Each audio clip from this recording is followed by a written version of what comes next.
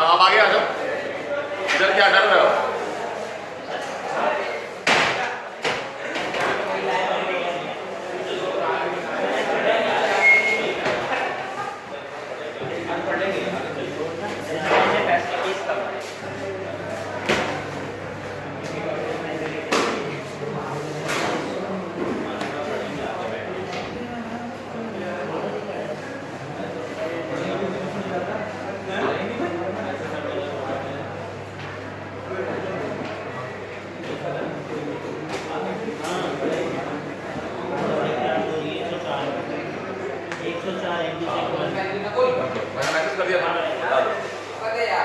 तो समझिएगा transfer function क्या है? Transfer function is the ratio of, यहां देखो लाप्लास ट्रांसफॉर्म ऑफ आउटपुट, क्योंकि इस केस में आउटपुट ये है, एक एग्जांपल लिया लेकिन जनरल डेफिनेशन यही है कि the ratio of Laplace transform of output by Laplace transform of input provided initial condition 0। अगर इनिशियल कंडीशन 0 नहीं है तो आपको output by input clear cut नहीं मिलेगा, रेशियो नहीं मिलेगा। ठीक है, तो अभी आदित्य ने पूछा एक सवाल कि सर हमें मतलब ट्रांसफर फंक्शन निकालते समय इनिशियल कंडीशन को 0 करना है, तो आप ऐसे समझिए जैसे एक रजिस्टर है, इंडक्टर है, उसको मैं सर्किट में लगाऊं या ना लगाऊं, इसकी प्रॉपर्टी तो रहेगी ना, R is equal to rho l by a तो रहेगा, इंडक्टेंस जो है वो mu naught pi l n r l तो रहेगा। उसी तरह से ये सप्लाई इसमें दूं या ना दूं आरएल सर्किट में, इसका transfer function in mathematical format यही रहेगा। कैसे रिस्पॉन्ड करेगा? ये बंदू वही रिस्पॉन्ड करेगा। तो ये वही चीज को दर्शा रहा है जो एक रजिस्टर का रेजिस्टेंस दर्शाता है। तो रेजिस्टेंस उसकी प्रॉपर्टी है, उसका एक्सप्रेशन है, ये भी expression of the control system कि भाई ये इंडिविजुअल रजिस्टर नहीं, इंडक्टर इंडक्टर नहीं, ये आरएल सर्किट है। तो आरएल सर्किट का कंबाइन कॉमन क्या नाम होगा? Getting my point? ठीक है, जैसे दो लोग इकट्ठे हो गए, नाम करण अर्जुन, तो एक साथ सोचते हैं जय वीरू, तो वैसे ही करके क्या है कि आर और एल तो अलग अलग प्रॉपर्टी है, लेकिन दोनों मिलकर आरएल सर्किट बन गया।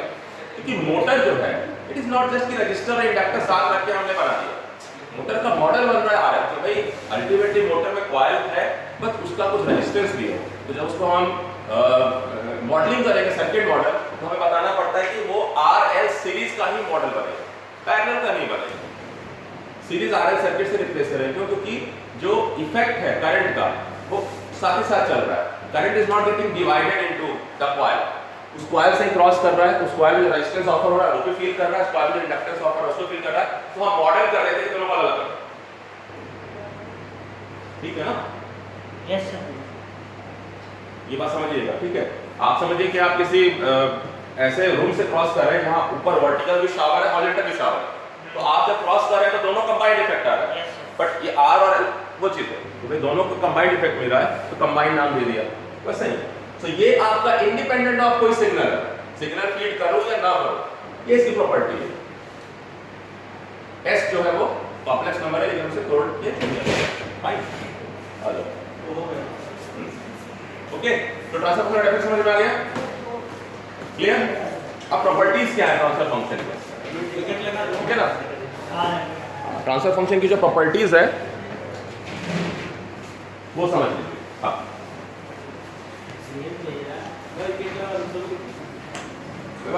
ज्यादा भीड़ है नहीं, बाहर से शोर नहीं आ रहा है, एक वो गेट खोलने का ही शोर होता है। So what is the properties of transfer function? Properties,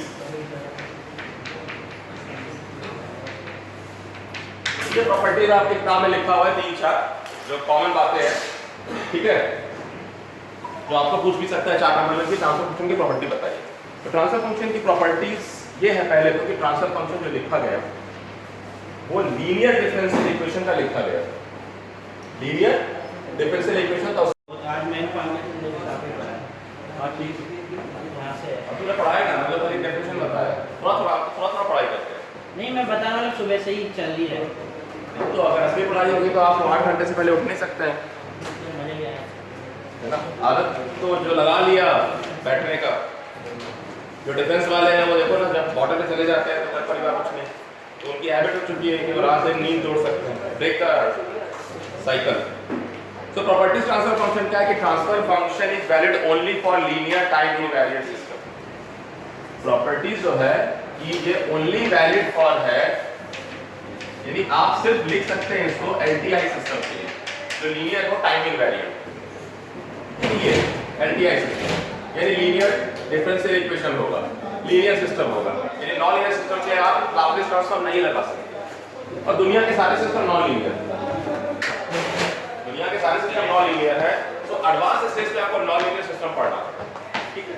but शुरुआत करेंगे हल्के से कि वो सिस्टम उठाया जिसमें कि हम डिफरेंशियल इक्वेशन यूज कर सकते हैं। और कुछ सिंपल सिस्टम है जो ज़्यादा कॉम्प्लिकेटेड नहीं है, वो लीनियरली बिहेव करा देते हैं, हम लीनियराइज करते हैं। तो हम क्या करते हैं, एजम्पशंस लेते हैं कि भाई ऐसा करो कि कितने रेंज तक मान देते हैं कि रजिस्टर जो है वो लीनियर है, कितने वोल्टेज रेंज तक कितने, यानी हम उसको लीनियराइज करते हैं और फिर उस ऑपरेशन में हम फिर लाप्लास ट्रांसफॉर्म लगा के कहते हैं हमारा काम इस पर चलता है। लेकिन अगर हम उससे आगे चलेंगे तो हर चीज़ नॉन लीनियर, बिहेवियर जो है इतना सिंपल नहीं। बट हमारे एजम्पशंस, जैसे आप ये समझिए कि आइंस्टाइन की जो थ्योरी है रिलेटिविटी के, उससे भी आप प्रूव कर सकते हैं न्यूटन का law as a special case. तो अगर कोई मैं सिंपल मास बोलूं m मास है और मैं इस पर फोर्स F लगा रहा हूं और बताऊं कितना एक्सेलरेशन है, तो एक बच्चा क्लासिकल मैकेनिक्स से उठाएगा और बोलेगा F/m, दूसरा लिखेगा आइंस्टाइन की रिलेटिविटी से उठाएगा, एक बड़ा सा फॉर्मूला लगाएगा, सॉल्व करते करते करते नीचे फिर स्पेशल केस लाएगा कि m is very very small then this condition, so neglecting करके आ जाएगा वैल्यू वही। सो हमारे वर्ल्ड में न्यूटन लॉ सक्सेसफुल है, अप्रोक्सीमेशन काम कर रहा है। सिविल इंजीनियर जो है वो रिलेटिविटी नहीं लगा करके सॉल्व करेंगे कोई प्रॉब्लम को, मैकेनिकल इंजीनियर रिलेटिविटी की थ्योरी नहीं लगाएंगे, लेकिन जो स्पेस साइंटिस्ट होंगे उनको रिलेटिविटी लगा के सॉल्व करना पड़ेगा। Getting my point? सो अभी क्या है कि जो हमारे लीनियर सिस्टम है जो हम सबसे पहले देखेंगे वो हमारे लाप्लास ट्रांसफॉर्म से या लाप्लास ट्रांसफर फंक्शन से सॉल्व हो जाते हैं, तो आसान होगा उन चीज़ों को समझना। बाकी जब आगे एडवांस मैथ होगा, एडवांस चीज़ होगी। तो सबसे पहली बात है this is only valid for LTI system, ये ट्रांसफर फंक्शन जो है आप सिर्फ लीनियर इनवैलिड सिस्टम के लिए लिख सकते हैं। दूसरी बात है कि all initial conditions are taken zero, ये तो मैंने बोल ही दिया, जो ऑल इनिशियल कंडीशंस हैं उसको जीरो लेंगे आप, are taken to define transfer function. Transfer function कुछ वैसा ही है जैसे कि मैं सिंपल एक रजिस्टर का हूं, एक रजिस्टर R है, क्या मैं बोल रहा हूं भाई कि रेजिस्टेंस कितना, तो आप बोल रहे हो ठीक है डायमेंशन बताओ सर, वो L/A। इररिस्पेक्टिव कि मैं वोल्टेज अभी दे रहा हूं या नहीं दे रहा हूं, करंट क्या है नहीं है, हाँ ये मुझे पता है कि यहां से मेरे पास एक कांसेप्ट है कि भाई आप अगर मुझे वोल्टेज फीड करोगे तो मैं एग्जैक्टली बता सकता हूं कि करंट क्या होगा। तो this become a transfer function. भाई रजिस्टर का ट्रांसफर फंक्शन क्या है, R, क्योंकि ये करंट बाई वोल्टेज, सॉरी ये ट्रांसफर फंक्शन हो गया रजिस्टर का 1/r। अगर मैं करंट को आउटपुट लेता हूं, वोल्टेज को इनपुट लेता हूं, अगर मैं वोल्टेज को आउटपुट लेता हूं, करंट को इनपुट लेता हूं, तो I/R हो जाएगा। तो एक ही चीज का ट्रांसफर फंक्शन अलग अलग हो जाएगा।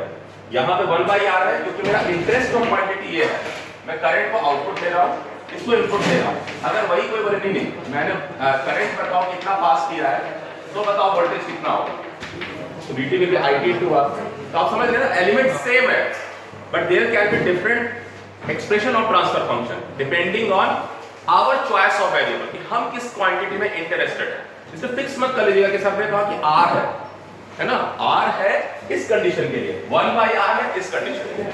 तो अगर मैं सप्लाई नहीं दे रहा हूं, मैं करंट नहीं भेज रहा हूं, मुझे वोल्टेज भी नहीं मिल रहा है, मैं वोल्टेज नहीं भेज रहा हूं, मुझे करंट नहीं मिल रहा है, लेकिन ये अभी भी तो है, R तो एग्जिस्ट कर रहा है, उसी तरह से SN+R भी एग्जिस्ट कर रहा है, इररिस्पेक्टिव मैं इनपुट दे रहा नहीं दे रहा।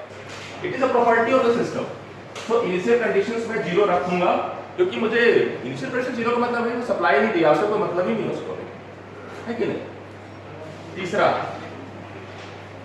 Transfer function does not depend on the input of the system. ठीक है ना, ट्रांसफर फंक्शन जो है 1/SN+R, मैं वही तो कह रहा हूं, ये ना रखो तो भी डिपेंड नहीं कर रहा इसमें, ये इंडिपेंडेंट है। एक रजिस्टर इंडिपेंडेंट है भाई, उसका वैल्यू R है, अब तुम क्या वोल्टेज या करंट होगा इस पे डिपेंड करेगा।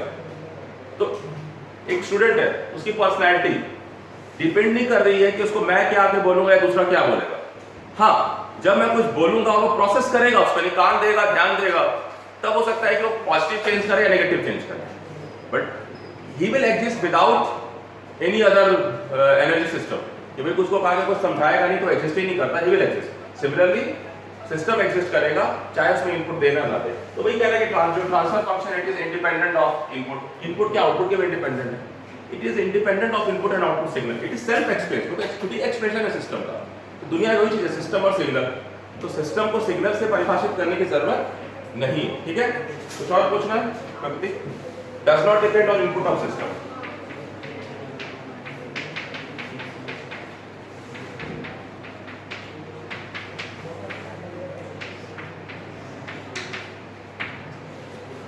Transfer function do not reveal any idea about physical nature of system.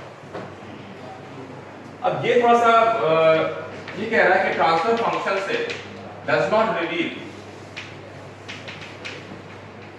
Reveal का मतलब समझिए कि राज से पर्दा खुल जाए।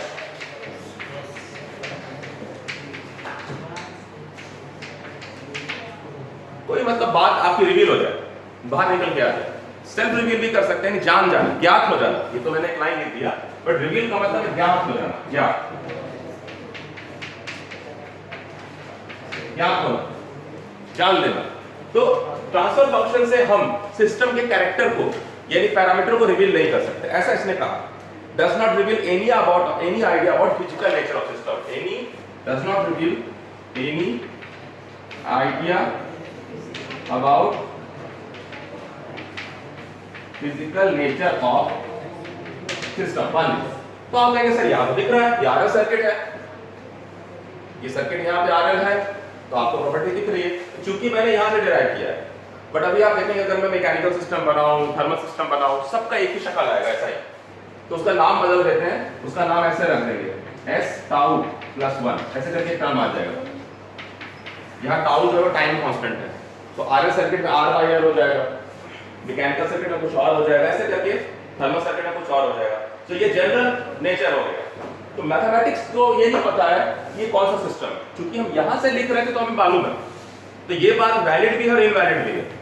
अगर हम ऐसे देखेंगे ट्रांसफर फंक्शन का जनरल फॉर्मेट क्या है, तो हम ये जानते हैं कि फर्स्ट ऑर्डर सिस्टम होगा, लेकिन ये आरएल है, इलेक्ट्रिकल था या मैकेनिकल था या थर्मल था, ये हमें नहीं पता। तो इसलिए क्या है, transfer function does not reveal any idea about physical nature of the system. क्योंकि एनालॉगस सिस्टम है, सबका एक्सप्रेशन ऐसा ही आएगा, चाहे वो मैकेनिकल सिस्टम हो, चाहे थर्मल हो, चाहे इलेक्ट्रिकल हो। अगर फर्स्ट ऑर्डर है ये एक्सप्रेशन आ जाएगा, ठीक है, गॉट इट। और transfer function can not be defined for non linear system. तो जब मैंने यहां कहा only valid for LTI system है, ये not valid for non linear system. Linear भी वैलिड है, नॉन लीनियर वैलिड नहीं है। तो ये 5 बातें हो गई, ठीक है ना। नॉट वैलिड फॉर, तो ये हो गया प्रॉपर्टीज, ठीक है। साफ सुथरा नहीं है, आपकी किताब में है, मैंने समझा दिया, इंडिकेटिव है ना, किसी हैंडराइटिंग है नहीं, ठीक है। तो ये 5 बातें हैं। इससे हमको ट्रांसफर फंक्शन निकालते समय सिर्फ एक ही बात ध्यान रखना कि इनिशियल कंडीशन 0 है, बाकी सब आप जो है वो प्रॉपर्टीज है। ऐसे नहीं कि बार बार उसको दिमाग में रखेंगे तभी आप आगे बढ़ सकते हैं, है ना, ऐसा नहीं कुछ। फाइन, बिठा दूं? Yes sir.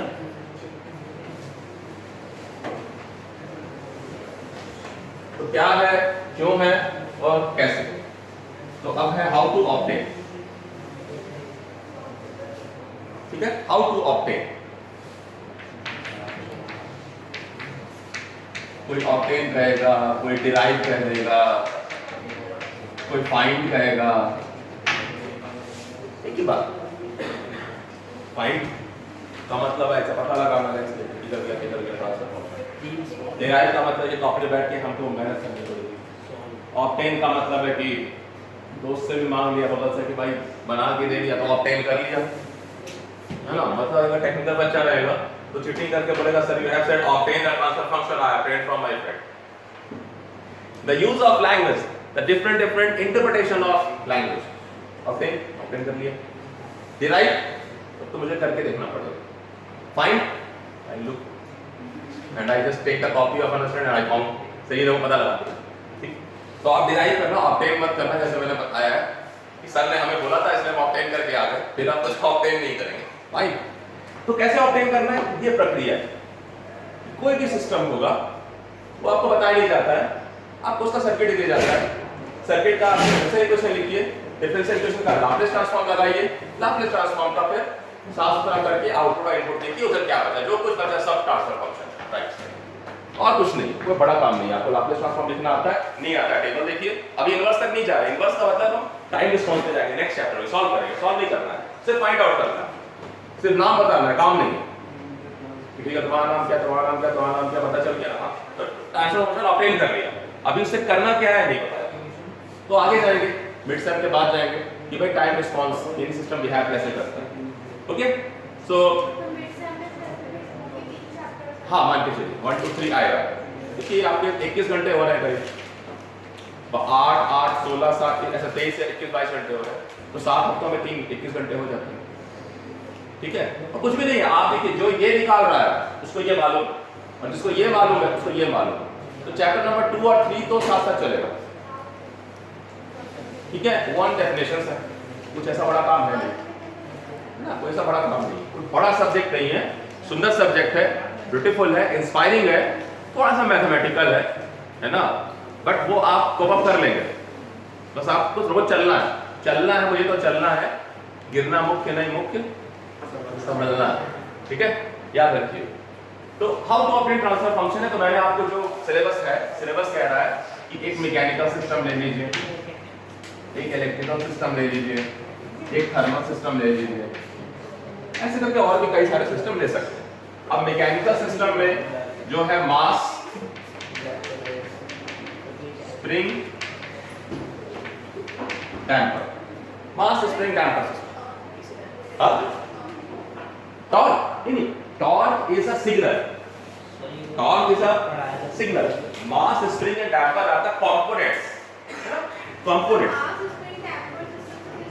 देखिए दुनिया का कोई भी मैकेनिकल, जैसे दुनिया का कोई भी इलेक्ट्रिकल सिस्टम है, वो आर, एल और सी से अभिव्यक्त हो जाएगा। एक व्यक्ति को अगर आपको देखना है तो आप बोलेंगे बहुत रजिस्टिव है, मतलब आप इसमें जितना ज्यादा इसको परेशान, हाँ है ना, आप इसमें कितना भी एफर्ट लगा दो, कितना भी वोल्टेज लगा दो, करंट इससे होना नहीं है, स्टिमुलेशन से फर्क नहीं पड़ने वाला। तो बहुत इंडक्टिव है, जो बताइएगा इकट्ठा करके रख लेगा नोट्स बना के, ठीक है, या कैपेसिटिव है, तो ऐसे करके आप बोल सकते हैं। तो उसी तरह से कोई भी मैकेनिकल सिस्टम है, अब मैकेनिकल सिस्टम में सबसे पहला हमारा जो ये पड़ता है, क्या उसको बोलते हैं, मुखातिब होते हैं हम, मतलब पाला पड़ता है, इसको कहते हैं, वो है मास। दुनिया में आप सबसे पहले मास ही फील करते हैं किस चीज का। ठीक है, बच्चा भी जो है उसको मालूम नहीं है कि मास का सामान उठाने जाएगा और नहीं उठ रहा है, या फिर पुश करेगा, टेबल पुश करेगा, चेयर पुश करेगा, पापा का हाथ खींचेगा, मम्मी को धक्का देगा, तो सबसे पहले मास फील करता है ना। स्प्रिंग नहीं फील करता है कि जंप मारा ट्रैम्पोलिन पे, अब ट्रैम्पोलिन आ गया तो उस पे जंप मार के स्प्रिंग फील कर लेता है। मिक्की माउस तो था, हाँ मिक्की माउस क्या उसमें चलते हैं, इसमें स्प्रिंग होगा, देखिए वो, हाँ ठीक है, बात की स्प्रिंग जैसा करता है। तो पॉइंट ये है कि mass is one property of any mechanical system. तो कोई मैकेनिकल सिस्टम चूज करिए, कोई कार चूज करिए, कोई साइकिल चूज करिए, बाइक चूज करिए, चेयर चूज करिए, दिस आर मैकेनिकल सिस्टम। तो इस सिस्टम में कुछ मास है, ऐसा नहीं कि उधर चला गया, it has some mass, I have to put some force on this. So mass की प्रॉपर्टी क्या है, फोर्स से आइडेंटिफाई हो रहा है। ठीक है, now I am sitting on it, so जब मैं इस पे बैठ रहा हूं, थोड़ा सा इसमें स्प्रिंग सिस्टम बनाया हुआ है ताकि it will reduce the jerk. अगर मैं इसे बहुत तेजी से बैठूंगा और अच्छा स्प्रिंग सिस्टम है, it will reduce the jerk, that is the spring. Spring क्या कर रहा है, इलोंगेशन को या अपोजिशन को, सॉरी इलोंगेशन को या कॉन्ट्रैक्शन, दोनों को अपोज कर रहा है। इन इलास्टिक प्रॉपर्टी, इलास्टिक क्या करता है, इलास्टिक खींचने पे अपोज करता है, लेकिन स्प्रिंग क्या करता है, स्प्रिंग खींचो या उसको कंप्रेस करो, दोनों में अपोज करता है। That is another property. Her system में स्प्रिंग सिस्टम आपको आपका पेन देखो आप, जैसे मैकेनिकल पेन, इलेक्ट्रिकल पेन तो है नहीं, मैकेनिकल पेन है, तो उसमें देखिए स्प्रिंग सिस्टम है, ठीक है, टू लॉक, इंटरलॉक, अनलॉक करने के लिए। थर्ड इज डैम्पर, क्योंकि अगर मैं मोशन को कंट्रोल करना चाहता हूं तो मैं आर्टिफिशियल डैम्पर बनाऊंगा। मैं अगर समुद्र यहां पानी भर दूं पूरा और मैं कहूं कि चलो वॉक करता हूं इसमें, तो क्या लगेगा आपको लगातार बहुत ज्यादा फोर्स फील होगा, आपको बहुत एनर्जी लगानी पड़ेगी। और अगर मैं शहर भर दूं तो अब और मुश्किल में पड़ जाएगा। अब समझिएगा, डैम्पिंग प्रॉपर्टी को समझिएगा। हाँ, डैम्पिंग को समझिएगा। आप सिंपल कर लीजिए, आप छाता खोल लीजिए, छाता खोल के तेजी से दौड़िए, अगर अच्छी हवा बह रही है तो आपको स्ट्रॉन्ग अपोजिशन आएगा। अगर हवा नहीं बह रही है तो भी, मान लीजिए हवा स्टैंड स्टिल एयर है, तो स्टैंड स्टिल एयर में अगर आप जाइएगा तो आपको बहुत स्ट्रॉन्ग अपोजिशन मिलेगा। आप पानी में उसको लेके दौड़िए, अगर आपको हवा में नहीं फिर पानी में तो पता चलेगा, अब रुक जाइए। जहां आप रुक जाएंगे आपको फोर्स नहीं होगा आपकी। तो ये डैम्पर सिस्टम वो है जो वेलोसिटी पे डिपेंड कर रहा है, ना कि पोजीशन पर। मैं अगर यहां खड़ा हूं कोई दिक्कत नहीं है, मैं यहां खड़ा हूं कोई दिक्कत नहीं, लेकिन अगर मैं यहां से यहां आते समय मूव किया ऐसे, so I will feel a strong force. अच्छा, जितना ज्यादा वेलोसिटी से मैं मूव करूंगा उतना ज्यादा फोर्स होगा, तो फिर मैं कहूंगा ना कि ये जो डैम्पर सिस्टम है ये प्रोपोर्शनल टू हो रहा है वेलोसिटी के। पानी में जितना ज्यादा वेलोसिटी है उतना ज्यादा डैम्पिंग फोर्स है, जितना कम वेलोसिटी है। आप पंखा घुमाइए, हैंड फैन जितना तेज से घुमाएंगे उतना तो आपको पता चलेगा कि हवा जो है उसको रोक रही है। आप बाइक चलाइए ब्रिज के ऊपर, आपको पता चले जितना आप स्पीड बढ़ाएंगे उतना अपोजिशन हो रहा है। तो यानी एक ऐसा फोर्स जो वेलोसिटी पे डिपेंड कर रहा है, पोजीशन पे डिपेंड कर रहा है। यहां खड़ा हो कोई दिक्कत नहीं, अगर हवा स्थिर है, हवा बह गई तो बात अलग है, लेकिन स्प्रिंग फोर्स पोजीशन पे डिपेंड कर रहा है। अगर मैं नॉर्मल पोजीशन पे था स्प्रिंग के साथ और अगर मैं उसको पकड़ के दूर गया या मैं उससे नजदीक आने की कोशिश किया, दोनों तरफ फोर्स लगा है, यानी that force depends on position. इसलिए आप हमेशा पढ़ते हो कि स्प्रिंग फोर्स जो है इज प्रोपोर्शनल टू x, और जो कि अपोज करता है, यानी जिस भी दिशा में ये लगाऊंगा यानी x के उल्टी दिशा में फोर्स लगेगा। अगर ये स्प्रिंग ऐसे था और मैं कह रहा हूं कि x का ये है डायरेक्शन पॉजिटिव, तो स्प्रिंग फोर्स इधर लगेगा।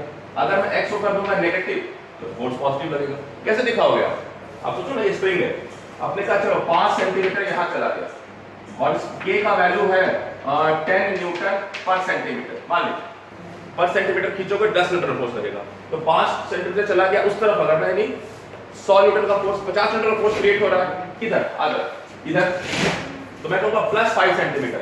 अगर मैं माइनस इसको लिखता हूं कि मैंने इसे कंप्रेस किया तो मैं -5 सेंटीमीटर चला गया, माइनस माइनस क्या हो जाएगा प्लस, फोर्स अपोज कर रहा है। कितना सुंदर फोर्स है कि एक फोर्स पोजीशन पे डिपेंड हो रहा है, दूसरा फोर्स वेलोसिटी पे डिपेंड हो रहा है, और तीसरा फोर्स एक्सेलरेशन पे डिपेंड कर रहा है। इसी को डी एलम्बर्ट बोल देते हैं कि F = ma जो इनर्शियल फोर्स है, कि मैं किसी बॉडी को जो मूव कराना चाहता हूं, मुझे खुद अपोजिशन फील होता है। जितना ज्यादा भारी होगा उतना ज्यादा मुझे अपोजिशन फील होगा। हल्की बॉडी होगी कम फोर्स लगाऊंगा। Inertia, inert means what, inert gas, inert means निष्क्रियता, इनर्टनेस जड़ता, जड़ है, इनर्ट है, निष्क्रिय है, कोई क्रिया नहीं करना चाहता है, स्थितिल है, मूव नहीं करना चाहता है। जब आप ऐसे फोर्स लगाते हो अपोज करता है। जितना द मास होगा, जितना कंटेंट ऑफ मैटर, जितना अमाउंट ऑफ मास क्या है, it is amount of matter. अब इतना बड़ा अर्थ हो सकता है जिसका वजन हमारे अर्थ से बड़ा हो, क्योंकि एटम्स बहुत दूर दूर है। अगर एटम्स बहुत कॉम्पैक्ट हो जाएंगे तो हो सकता है कि इतना बड़ा बॉल जो है हाथ में, वो उसका मास अर्थ को मारा अर्थ ब्रह्म। क्योंकि जो हम जिस लेवल पे जी रहे हैं, हम जिस मॉलिक्यूलर लेवल पे जी रहे हैं, हमारा शरीर समझ ले मच्छरदानी जैसा है, जाल है।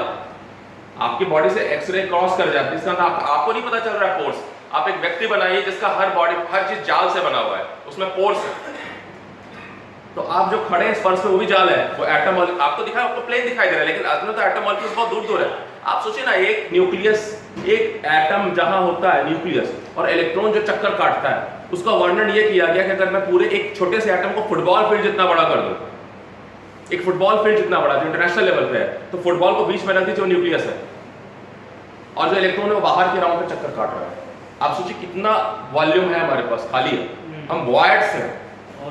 इसलिए किसी ने मॉस्किटो नेट कैसे बनाते हैं, बोला बहुत सारा पहले होल को इकट्ठा करता है फिर आपस में बांध देते हैं, तो ऐसे मॉस्किटो नेट बन जाता है। ठीक है, सो आप समझिए कि कॉम्पैक्टनेस, यानी नियरनेस जितना हो जाएगा उतना कॉम्पैक्ट, जितना कॉम्पैक्ट उतना अमाउंट ऑफ मैटर उतने ही वॉल्यूम में जाता जाएगा, यानी same amount of matter come volume में, ज्यादा डेंसिटी है। ठीक है, तो मास हो सकता है कि स्टूल का मास लोहे का, पेपर का स्टूल बनाऊंगा तो हवा में उड़ा दो, चलिए पॉइंट। सो मास जो है वो एक इनर्शियल प्रॉपर्टी है, तो अगर मैं फोर्स लगाता हूं तो इनर्शियल फोर्स कहलाता है, उसको डी एलम्बर्ट बोलते हैं भैया। तो लेकिन न्यूटन का सीधा कहता है सिग्मा F = ma में। देखिए डी एलम्बर्ट कहते हैं कि sigma F - F inertial force = 0, और कुछ नहीं कर रहा है। तो हम अभी छोड़ेंगे ना, डी एलम्बर्ट पे नहीं जाएंगे। इसने मेंशन नहीं किया कि डी एलम्बर्ट प्रिंसिपल ही लिखिए, क्योंकि सब किताब लिखती है, इसने किताबों में लिख दिया गया। अभी हम न्यूटन साहब बहुत महान थे, उनसे काम चल जाएगा, आराम से चलेगा। ठीक है, तो मास स्प्रिंग डैम्पर सिस्टम। दूसरा इलेक्ट्रिकल में फर्स्ट ऑर्डर और सेकंड ऑर्डर। फर्स्ट ऑर्डर में RL circuit, RC circuit, second order में RLC सर्किट, और फिर थर्मल में थर्मामीटर। इतना ही, ठीक है। अब ये तो कई कॉम्बिनेशन हो सकते हैं, कितना कॉम्प्लिकेट करूं मैं। हॉलैंडर सिस्टम बनाऊंगा सबसे सिंपल में,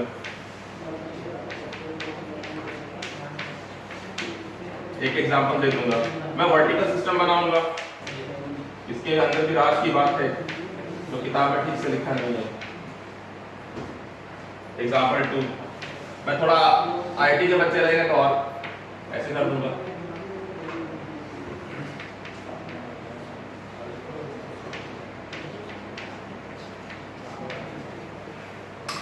कॉम्प्लिकेट कर सकता हूं, मैं मास की संख्या बढ़ा दूंगा, 2 मास कर दूंगा, मैं स्प्रिंग बढ़ा दूंगा, डैम्पर बढ़ा दूंगा, ऐसे करके मैं इतना कॉम्प्लिकेट करूं। बट बुनियाद अगर मैं कहूं, बुनियाद है 1 मास, 1 स्प्रिंग, 1 डैम्पर, सिंपल। आपको इसके बियॉन्ड कोई जाने वाला ही नहीं, खुशखबरी है। Nobody is going beyond this, nobody is going to touch this type of example, ठीक है। मैक्सिमम यही है 1 या 2, 1 या 2, ठीक है, vertical and vertical. Similarly RF circuit, तो ये आरएल है, इसको मैं ऐसे कर दिखाऊंगा तो मेरा क्वांटिटी ऑफ इंटरेस्ट होगा I। इसी आरएल सर्किट को मैं अगर ऐसे दिखाऊंगा और मेरा क्वांटिटी ऑफ इंटरेस्ट कर दूंगा मैं वोल्टेज, है ये आरएल। आपको लगे ये कहां चला गया, कुछ नहीं है, मैंने यहां से टैपिंग किया, मेरा क्वांटिटी ऑफ इंटरेस्ट V है ना कि I। तो चक्कर ऐसे बना दिया, गेटिंग माय पॉइंट। वैसे ये आरसी सर्किट है, ये सिंपल जो आप सर्किट में पढ़ते हैं। कंट्रोल सिस्टम में हमें क्वांटिटी ऑफ इंटरेस्ट अगर करंट है तो, और अगर वोल्टेज अक्रॉस कैपेसिटर है तो ऐसे कर दिया। यहाँ करंट इंटरेस्ट रख रहे हैं, यहाँ करंट इंटरेस्ट रख रहे हैं, यहाँ वोल्टेज का इंटरेस्ट रख रहे हैं, तो शक्ल बदलेगा depending on quantity of interest. याद रखिएगा कि हम कोई ना कोई क्वांटिटी में इंटरेस्टेड है, वो कोई एक होगा, या तो वोल्टेज होगा या करंट होगा। किसी रजिस्टर के अक्रॉस हो सकता है, इंडक्टर। अगर किताब में ऐसा क्वेश्चन दिया है और टीचर थोड़ा सा आपको घुमाना चाहता है तो एल यहाँ लगा देगा, यहाँ लगा देगा, बोलेगा नहीं आर के क्रॉस वाला का आउटपुट मान रहा होगा। ठीक है भाई, देखो जैसे ही क्वेश्चन लिखना है, ये हेरफेर होता है, मैनिपुलेशन। और क्या होता है, एग्जामिनर ऐसे ही सोचता है कि थोड़ा सा शक्ल बदलूं, जिसका अकल बदलेगा शक्ल के साथ काम कर जाएगा। और अगर फिक्स्ड अकल है, लकीर का फकीर की नहीं, आरएल सर्किट ऐसे होता है, इसका तो ऐसे लिखा जाता है, तो गड़बड़ हो जाता है। So always try to write new equation. Don't use old equations. पुराना नहीं लिखिए, हमें मालूम है I dy by dt plus RL is equal to होता है तब जब मैं करंट को इंटरेस्टेड हूं, अगर मैं वोल्टेज इंटरेस्टेड हूं, look what is my desired, what quantity I am asking, so change the equation, fine। RLC circuits, अरे आंसर क्या सेम होगा, जब क्वांटिटी अलग अलग डिमांड कर रहा हूं तो आंसर कैसे सेम होगा यार। मैं क्वांटिटी ऑफ इंटरेस्ट चेंज कर रहा हूं, यहां मैं करंट मांग रहा हूं तो यहां अलग इक्वेशन आएगा, यहां मैं वोल्टेज ढूंढ रहा हूं और इंडक्टर के अक्रॉस यहां अलग आएगा, यहां मैं करंट ढूंढ रहा हूं अलग आएगा, यहां मैं वोल्टेज ढूंढ रहा हूं कैपेसिटर के अक्रॉस अलग आएगा, यहां आरएलसी सर्किट है लेकिन फिर कैपेसिटर के अक्रॉस ढूंढ रहा हूं मैं वोल्टेज। याद रखो आपकी किताब में ऐसा है, अगर सिंपल दे दूंगा तो करंट ढूंढूंगा, करंट बता दो, करंट ढूंढूंगा तो ऐसे बनाओ, वोल्टेज ढूंढूंगा तो अलग तरीके से बनाओ। और क्या है, थोड़ा सा बुद्धि जगाओ। जब आप वेरिएशंस लेते हो, पैरी कहते हैं बॉक्सर जो होता है वो खाली मारना नहीं जानता है, बचाता भी ऐसे करके, वैसे सीखता है। पैरी खेलता है, तुमने मारा मैं हटा बचा दे। इंडिया टीम कोई नहीं है अभी, क्या होगा, चैंपियनशिप चली बॉक्सिंग की, बताइए वो बताइए। तो जितना अलग अलग क्वेश्चन बनाइएगा, हर बार नया क्वेश्चन में दिक्कत होगा, हर बार नए क्वेश्चन स्टक हो जाएगा कि ये तो हो नहीं रहा। इधर उधर ढूंढिएगा, ढूंढिए, खोजिए, सोर्स खोजिए, वापस दिमाग लगाइए, जितना ढूंढ सकते ढूंढिए, वापस दिमाग लगाइए।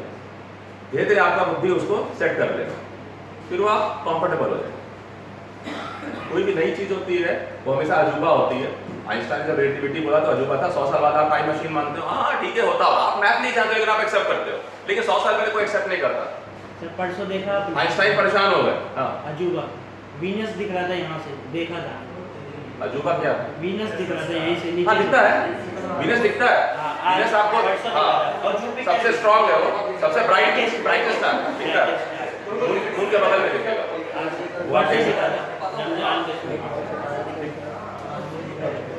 ठीक है, तो ये कह रहा हूँ कि आपको थोड़ा सा समय देना होगा, अलग अलग सर्किट पे अलग अलग इक्वेशन लिखिएगा तो आपका दिमाग जो है तब खुलेगा, तब कंफर्टेबल हो जाएगा। फाइन।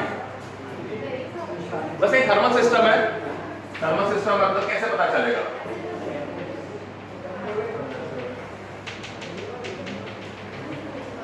ऐसे कोई लिक्विड डाला हुआ है यहाँ पर, देखेंगे, ठीक है, फाइन। अब सिस्टम फर्स्ट, आप सिस्टम क्लोज भी हो सकता है, ओपन भी हो सकता है, सिस्टम क्लोज भी हो सकता है, ओपन भी हो सकता है। किताबों में एक बड़ा गलतियां कर रखा है किताब ने, वो क्या करते हैं कि फर्स्ट ऑर्डर सिस्टम ओपन पढ़ा देते हैं और सेकंड ऑर्डर सिस्टम क्लोज पढ़ा देते हैं, जबकि ऐसा जरूरी नहीं है, सेकंड ऑर्डर सिस्टम भी ओपन हो सकता है। वो क्या करते हैं, सेकंड ऑर्डर सिस्टम तैयार करते हैं और ओपन लूप बनाकर क्लोज लूप कर देते हैं। चलो, तो यही कहानी है। बार बार हमें क्या करना है, ट्रांसफर फंक्शन लिखना है, डिफरेंशियल इक्वेशन लिखना है, लाप्लास ट्रांसफॉर्म निकालना है, ट्रांसफर फंक्शन लिखना है, ठीक है, बार बार एक ही काम करना है। तो देखते हैं अभी हम इसको, है ना।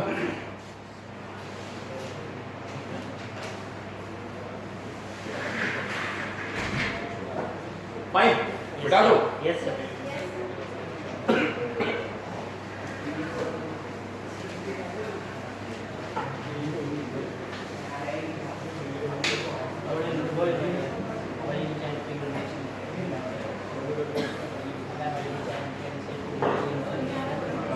सो मास स्प्रिंग डैम्पर सिस्टम का एग्जांपल ले रहा हूं जो हॉरिजॉन्टल प्लेन पर है, ठीक है। मास स्प्रिंग सिस्टम का एग्जांपल ले रहा हूं, ये वाला जो हॉरिजॉन्टल प्लेन पर है, ये वर्टिकल और बिठा देता हूं। एक मैकेनिकल सिस्टम, मास स्प्रिंग डैम्पर, जैसे RSG, अभी प्रॉपर्टी वैसे ही। सो मास अगर है, इस पे मैं कोई फोर्स लगाऊंगा तो ये क्या क्रिएट करेगा, एक्सेलरेशन, है ना। तो this Ft will be m into acceleration, that is the one equation। अगर मैं इसके वेलोसिटी में इंटरेस्टेड हूं, देखिए कौन सा क्वांटिटी में इंटरेस्टेड हूं, उसके साथ इक्वेशन आएगा। तो इसी इक्वेशन को मैं थोड़ा सा ऐसे लिखूंगा कि dv by dt। मुझे जहां तक, अगर मैं इसी मास के वेलोसिटी में इंटरेस्टेड हूं, एक टीचर ने सवाल पूछा कि मैंने मास से फोर्स लगाया है, बताओ इतने समय के बाद वो कहां होगा, तो वहां मेरा इंटरेस्ट ऑफ क्वांटिटी है पोजीशन। कोई बोलेगा नहीं इतने समय के बाद उसका स्पीड बताओ, तो उसका इंटरेस्ट है वेलोसिटी। कोई बोलेगा एक्सेलरेशन बताओ। हाँ सर, स्प्रिंग का भी एक लिमिट है ना खींचने, सब चीज का एक लिमिट है, इलास्टिक लिमिट है, मतलब जैसे ज्यादा अगर कह देता हूं थोड़ी सीधी भी हो जाती है, कोई भी चीज का एक लिमिट। स्प्रिंग प्रॉपर्टी लूज हो गई, सीधी सी बात है, सीधी नहीं हो गई, खाली स्प्रिंग प्रॉपर्टी लूज हो गई। आपसे उसको मैक्स, देखो वो क्या है, कंप्रेस करता था और रिगेन कर लेता था, रीस्टोरिंग फोर्स है उसमें, वो रीस्टोर कर लेता है अपने को, अपने पुनः उसी जगह स्थापित कर देता है। लेकिन आपने उसके रीस्टोरिंग फोर्स से ज्यादा लगा दिया, ब्रेक डाउन हो गया। आप 8 घंटा पढ़ सकते हो, आपको 80 घंटा पढ़ा दिया, क्या होगा, नर्वस ब्रेकडाउन हो जाएगा। कई बार स्पोर्ट्स में होता है, बच्चे कहते हैं अचानक से गिर जाते हैं, क्यों, उसका फिजिकल एंड्योरेंस लिमिट आ गया, क्या उससे तो वो बर्दाश्त ही नहीं कर पा रहा। तो एंड्योरेंस लिमिट है, वैसे ही इलास्टिक लिमिट है, वैसे ही मैकेनिकल लिमिट है, स्पीड का लिमिट है कि कोई भी व्यक्ति जो इस ब्रह्मांड में c के स्पीड से ज्यादा नहीं जा सकता है। अब यहाँ c का स्पीड लिमिटेड है, मेरा मानना है दूसरे ब्रह्मांड में c का स्पीड अलग भी हो सकता है ग्रेविटेशन का वैल्यू अलग हो सकता है। तो देयर आर टर्म्स। तो ये अगर इंटरेस्ट ऑफ क्वांटिटी है, अगर क्वांटिटी ऑफ इंटरेस्ट x है, तो इसी इक्वेशन को मुझे यहाँ लिखना पड़ेगा। फाइन, ये पहली प्रॉपर्टी है, कोई भी मास जो होगा वो इनर्शियल फोर्स फील करेगा। तो ये फोर्स आपने लगाया और जो आपने फील किया वो ma है। तो डीएल लंबर्ट अगर आप देखते हैं तो उसको ma को कहता है इनर्शियल फोर्स है, ये एक्सटर्नल फोर्स है, this is your external force. और जब एक्सटर्नल फोर्स लगा रहे हैं और इंटरनल फोर्स आपको फील हो रहा है, तो जब आप उसको ओवरकम कर लेते हैं, मान लीजिए फ्रिक्शन है सरफेस है, तो भी आप फोर्स लगाएंगे, तो ओवरकम जब कर लेते हैं उसके इनर्शिया को, तब वो बॉडी मूव करना शुरू करता है। अब आप और बढ़ाइएगा, फोर्स को ओवरकम हो चुका है, तो वो फोर्स डिफरेंसेस का एक्सेलरेशन बढ़ेगा। अगर आप बराबर फोर्स कर दीजिए, इतना इनर्शिया फोर्स बराबर कर दीजिए, तो वो बराबर वेलोसिटी से जाना शुरू हो जाएगा, ठीक है। तो फोर्स है। दूसरा क्वांटिटी है स्प्रिंग। तो इसको कहीं ना कहीं एक जगह तो मुझे बांधना पड़ेगा, होल्ड करना पड़ेगा, तब मैं देखूंगा कि अगर मैंने इसमें कोई यहाँ एक्सटर्नल फोर्स लगाया, तो एक्सटर्नल फोर्स लगाऊंगा तो इसका एक स्प्रिंग कांस्टेंट है k। स्प्रिंग कांस्टेंट का यूनिट है इतना न्यूटन पर मीटर। यानी क्या, देखो इतना मीटर खींचोगे तो इतना फोर्स लगा होगा, इतना न्यूटन खींचोगे तो इतना फोर्स बढ़ जाएगा। लेकिन उसका दायरा है, जब तक मैं स्प्रिंग रहूंगा तभी तक, तो जब तक मैं जिंदा रहूंगा तभी तक, तो अब मरी गया तो काम खत्म हो गया। तो जैसे स्प्रिंग को आपने उसके इलास्टिक लिमिट से, इलॉन्गेशन लिमिट से बाहर लेके टूट गया, बर्बाद हो गया। तो उसकी बात नहीं कर रहे हैं, हम लिमिटेशंस में काम करते हैं, हम लिमिटेशंस में काम करते हैं, है ना। तो हम उस दायरे में बात करें, हर चीज का एक ऑपरेटिंग रेंज है। आप पढ़ेंगे तो हर चीज का एक ऑपरेटिंग रेंज है, इतना वोल्टेज लेवल है, इतना फ्रीक्वेंसी लेवल है, इतना करंट लेवल है, इतना टेम्परेचर है, रेंज है। ओके, हेलो जी, नमस्कार, बताइए। ठीक है, तो ये क्या कह रहा है स्प्रिंग, देखिए पहले स्वभाव समझिए तब मैथ समझिए। अगर आप फिजिकली नहीं समझिएगा, याद रखिएगा, अगर आप सीधा मैथ समझिएगा फिजिक्स समझते समय बहुत मुश्किल होगी। मैथ का वर्जन ऐसा है कि मैथमेटिशियन को फिजिक्स समझने की जरूरत नहीं है, वो नंबर के साथ खेल सकता है। उसके लिए क्यूबिक इक्वेशन से आके पेंटा इक्वेशन हो, हेक्सा हो, पावर एनथ डिग्री तक वो सॉल्व करते रहेगा इररिस्पेक्टिव कि उसका कोई यूज है कि नहीं। सो इसलिए हम लोग कहते थे mathematics moves in advance, maths पहले तैयार हो जाता है, उसका फिजिक्स पीछे पीछे चलता है। इन्होंने रामानुजम ने ऐसे ऐसे मैथ लिख दिया, अभी तक उसका इस्तेमाल नहीं है, क्योंकि एडवांस साइंस जब उस स्टेज पे पहुंचेगी तब उस मैथ का इस्तेमाल करेगी। इसलिए आपको मैथ पहले बनाना ही पड़ता है बिना इसके एप्लीकेशन के। बट वहीं पे प्रॉब्लम आता है कि हम कोरिलेट नहीं करते। But once you overcome that journey, फिर आप जहां फिजिक्स पढ़ेंगे वहां फिर क्या होता है, फिर वहां टीचर वहां कोरिलेट नहीं करता है, वो सीधा मैथ यूज करता है। तो जब आप फिजिक्स पढ़ते हैं तो बिल्कुल केयरफुल होइए और कोरिलेट करिए। तो कम से कम मैथ पीछे जाके नहीं सीख सकते, अभी जो सीख रहे हैं उसको कोरिलेट करके लिखिए, रैंडम मत लिखिए। टीचर ने एल दिया, वेरिटी लिख दिया, प्लस आर आई होता है इक्वल टू वीटी होता है, इसलिए यहाँ ये चिपकाऊंगा मैं। थिंक एंड देन राइट, ठीक है। कहा ना डोंट ड्रिंक एंड ड्राइव, यहाँ डोंट ड्रिंक एंड डिराइव, ठीक है। ठीक है ना, ऐसा नहीं करना है, ठीक है। सो न्यूटन पर मीटर है, तो जब ये फोर्स एक्सटर्नल फोर्स में लगाता हूं, अगर मैंने इस दिशा में लगाया तो स्प्रिंग फोर्स किधर लगेगा, इधर, तो मैं स्प्रिंग फोर्स लिखूंगा। ये जो स्प्रिंग फोर्स होगा that will be equal to -k into x at that position, ठीक है, समझ में आ गया। ये पोजीशन पे डिपेंड कर रहा है, माइनस का मतलब अपोजिट डायरेक्शन में, माइनस पर अगर मैं राइट साइड लगा रहा हूं यानी डिस्प्लेसमेंट राइट साइड होगा तो स्प्रिंग फोर्स लेफ्ट साइड है। अगर मैं फोर्स लेफ्ट साइड लगा रहा हूं तो डिस्प्लेसमेंट लेफ्ट साइड होगा, तो minus minus plus force right side. So ये पोजीशन पे डिपेंड कर रहा है, ये एक्सेलरेशन पे डिपेंड कर रहा है, और जो डैम्पिंग फोर्स है ये सिंपल एक बीम है, वही जो कह रहा हूं, ऐसे छाता लेके आप दौड़िए, वही चीज है। और यहाँ एयर भी हो सकता है, it is also opposing. Water होगा थोड़ा ज्यादा अपोज करेगा, जितना विस्कस होगा, जितना विस्कोसिटी होगा, जितना गाढ़ा होगा उतना ज्यादा मुश्किल करेगा। तो damp will be damping factor, D damping coefficient. तो यहां अगर मैं डी कहूंगा तो यहां अगर मैं कोई फोर्स लगा रहा हूं Ft, फोर्स लगा रहा हूं Ft, तो this will have a opposition effect, क्योंकि मैं इस पूरे पानी को खींच रहा हूं उस तरफ, तो इसको लगेगा यहां से force, it will create opposition force, बातें नहीं। तो F damp will be equal to damping coefficient into velocity। velocity मैं अभी समझा चुका कि आप जब दौड़ेंगे तो आपको फोर्स फील होगा, आप रुक जाएंगे कोई फोर्स नहीं फील होगा, आप इधर घूमेंगे आपको फोर्स फील होगा, फिर अपोजिशन वाला है, तो ये भी अपोजिट में ही काम करेगा हमेशा, ठीक है। अगर मैं इसके v में इंटरेस्टेड हूं तो ये लिखूंगा, अगर मैं इसके पोजीशन में इंटरेस्ट हूं ये लिखूंगा, ठीक है। समीर शांत हो गया, अब लगता है उम्मीद नहीं रख रहा है कुछ। डैम्पिंग, हाँ, फोर्स अपोज कर रहा है, नेगेटिव साइन हमारा चॉइस है, नॉर्मली कन्वेंशनल नहीं लिख रहे हैं साइन, नेगेटिव लिख देंगे तो इधर वेलोसिटी उसके उल्टा साइन लिख सकते हैं। बट यहाँ देखो, यहाँ पे साइन नहीं लिखेंगे चलेगा, हमें पता होना चाहिए कि जब भी लगाएंगे हमको या तो दिशा सेट कर लो या फिर साइन रख लो, दो काम एक साथ नहीं करते हैं, है ना। ये भी गड़बड़ होता है कि एक जगह साइन पढ़ा दिया गया, दूसरी जगह साइन नहीं है। अब आप सोचेंगे, फिर सोच के -kx लिखिएगा, आपने पहले ही सोच लिया कि आप उधर फोर्स लग रहा है, इधर -kx पे नहीं लग रहा, फिर इधर kx लिख दीजिए, डायरेक्शन आपने एरो दे दिया है, तो माइनस के बदले आप एरो देखिए, मुझे ज्यादा सुविधा लगता है कि हम माइनस के बदले एरो दें, क्योंकि फोर्स स्प्रिंग का स्वभाव है जितना इलॉन्गेशन होगा इनटू k। अब वो डायरेक्शन अपोज कर रहा है तो मैं एरो अपोज कर देता हूं, तो आई बिलीव इन एरो। अगर आप फॉरेन मेथड की बुक पढ़िएगा, इतना ब्यूटीफुली वेक्टर डायग्राम बनाता है, आपको बोलता नहीं है कोई, मतलब ऐसे बनाएगा कि अगर कोई मास है और उसमें अगर मैं 10 न्यूटन का फोर्स लगा रहा हूं और इधर कोई 4 न्यूटन का लगा रहा है, तो इधर का वेक्टर छोटा बनाएगा। सो ब्यूटीफुली दे एक्सप्रेस, ऐसा नहीं है कि रैंडम बना दिया, इधर 10 न्यूटन है तो इधर प्रोपोर्शनली बनाएगा और 4 न्यूटन, ये फोर्स कम है।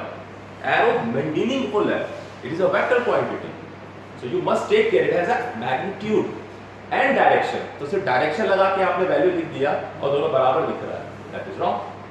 फेजर डायग्राम जब बनाएंगे आपको देखना है कि ज्यादा या कम है, ये तो आपका गड़बड़ हो जाएगा, ठीक है। तो ये तीन प्रॉपर्टी को हमको यूज करना है, ये तीन इक्वेशन है, और इन तीनों इक्वेशन को बांधेगा कौन? इनको बांधने के लिए है न्यूटन सवाल, इनको बांधने के लिए हाँ सर बाल तो बनाओ वैसे।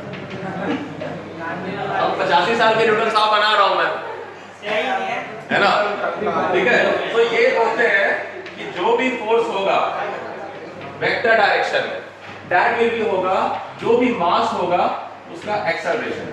अब चूंकि मोशन 3 डायमेंशन में हो सकता है, एक्स एक्सिस में, वाई एक्सिस में, जेड एक्सिस, और हम तीनों को अलग अलग देख सकते हैं, कोई किसी से आपस में इंटरलिंक नहीं है, तीनों का कंबाइंड इफेक्ट है। इसको ऐसा समझिए कि बक्सा ले लीजिए घर में, बक्सा ले लीजिए, अपना छोटा सा इरेजर ले लीजिए, शार्पनर ले लीजिए, डब्बा ले लीजिए, ठीक है ना। इस डब्बे को ऐसे रख लीजिएगा टेबल पर और इसमें धागा बांध लीजिएगा, इधर भी धागा बांध लीजिएगा। पहले इधर से धागा धीरे धीरे लेके देखिएगा कि इधर जा रहा है, और मार्क कर दीजिएगा 0 axis, x axis, y axis, ऐसे टेबल पे रखिए, घर में जमीन पे रख लीजिए, चौक से मार्क कर लीजिए, और आप देखिए कि इधर से फोर्स लगाया x एक्सिस दिशा में, तो ऐसे जा रहा है। अब आप रुक जाइए, अब y में निकालिए, ऐसे जा रहा है। अब जब आप इसको दोनों एक साथ लगाएगा तो ये तिरछा जाएगा, तो x को इससे मतलब नहीं कि y क्या लगा रहा है, y को इससे मतलब नहीं x क्या लगा रहा है, लेकिन इस पर दोनों का कंबाइंड इफेक्ट है, तो हम हमेशा उस इफेक्ट को रिजोल्यूट कर सकते हैं। रिजोल्यूट मतलब अलग अलग देख सकते हैं, both are just super imposed, getting my point. So हम हमेशा फोर्स को रिजोल्यूट कर सकते हैं, it is a vector quantity, यानी तीन अलग अलग दिशा में लग रहा है, तीन अलग अलग कारण से लग रहा है, आपस में कोई भी रिश्ता नहीं है, कोई किसी को डिस्टर्ब नहीं कर रहा। इसीलिए इसको हम ऐसे लिख सकते हैं, sigma in f x direction is m a x and sigma in m a y में लिख दो, में एम ए वाई है, ए एक्स है, ए जेड है, ए जी भी बोलते हैं। अब क्या है कि मैं बार बार कह रहा हूं कि मैंने जो तरीका निकाला एक्स एक्सिस वाई से जेड समझने का, ये है कि एक्स वाई को मैं कह रहा हूं आगे पीछे, अगर एक्स एक्सिस ऐसे देख रहा हूं मैं, वाई को मैं कह रहा हूं ऊपर नीचे, मान लीजिए जेड को कह रहा हूं मैं दाएं बाएं, यही है मोशन। आप यही तीन तरह का मोशन कर सकते हैं, इसके अलावा कोई मोशन नहीं करेंगे। अगर मैं तिरछा जा रहा हूं, आप बोलोगे सर थोड़ा आगे आ गया, थोड़ा बाएं में आ गया, ठीक है ना, मैं यहाँ खड़ा हूं, आई एम कमिंग दिस, आप कहोगे सर आप आगे आ गए, मैं कहूंगा दिस, तो सर आप लेफ्ट जा रहे हो अपने, मैं कहूंगा ऐसे, तो सर आप जो हो ना अपने आगे भी बढ़ रहे हो, लेफ्ट भी जा रहे हो, दोनों अलग अलग हो रहा है। मैं चूंकि सेम बॉडी हूं, इसलिए मेरे इतने दोनों का कंबाइंड इफेक्ट होगा, मैं दो पार्ट में नहीं पढ़ सकता कि मैं आधा दाएं जाऊंगा आधा बाएं जाऊंगा, गड़बड़ हो जाएगा। आप भगवान कर सकते हैं कि दो दिशा में चले गए, दो पार्ट में स्प्लिट हो गए, एक शरीर उधर जा रहा है, इधर जा रहा है, अनंत ब्रह्मांड बन सकता है ना, वो चीज है। सो ये ख्याल रखना है हमें, और इसके बाद हमें विजुअलाइज करना है। तो मैं अगर कोई प्रॉब्लम आपको दे रहा हूं कि suppose I have given you a combination of mass, spring and damper, दिख रहा है ना, यस सर। मास, स्प्रिंग और डैम्पर है, अभी किसी ना किसी सिस्टम का मैकेनिकल मॉडल है। और मैंने शायद कहा आपको कि मान लीजिए कि मैं एक पेन बनाऊं, बॉल पेन, पॉइंट पेन, जीटर पेन बनाऊं या जो भी पेन बनाऊं, मैं कोशिश कर रहा हूं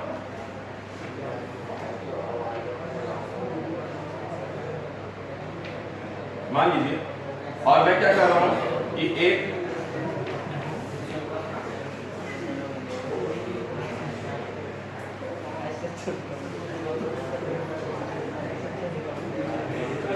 हाइपोथेटिकल कर रहा हूं मैं, ऐसा कुछ नहीं है, It's looking like a ये missile. पेन है, अंदर में रिफिल है, और ये इसको मैं प्रेस कर रहा हूं, और यहाँ पर कोई पोजीशन है जहाँ स्प्रिंग लगा हुआ है, कुछ हो गया?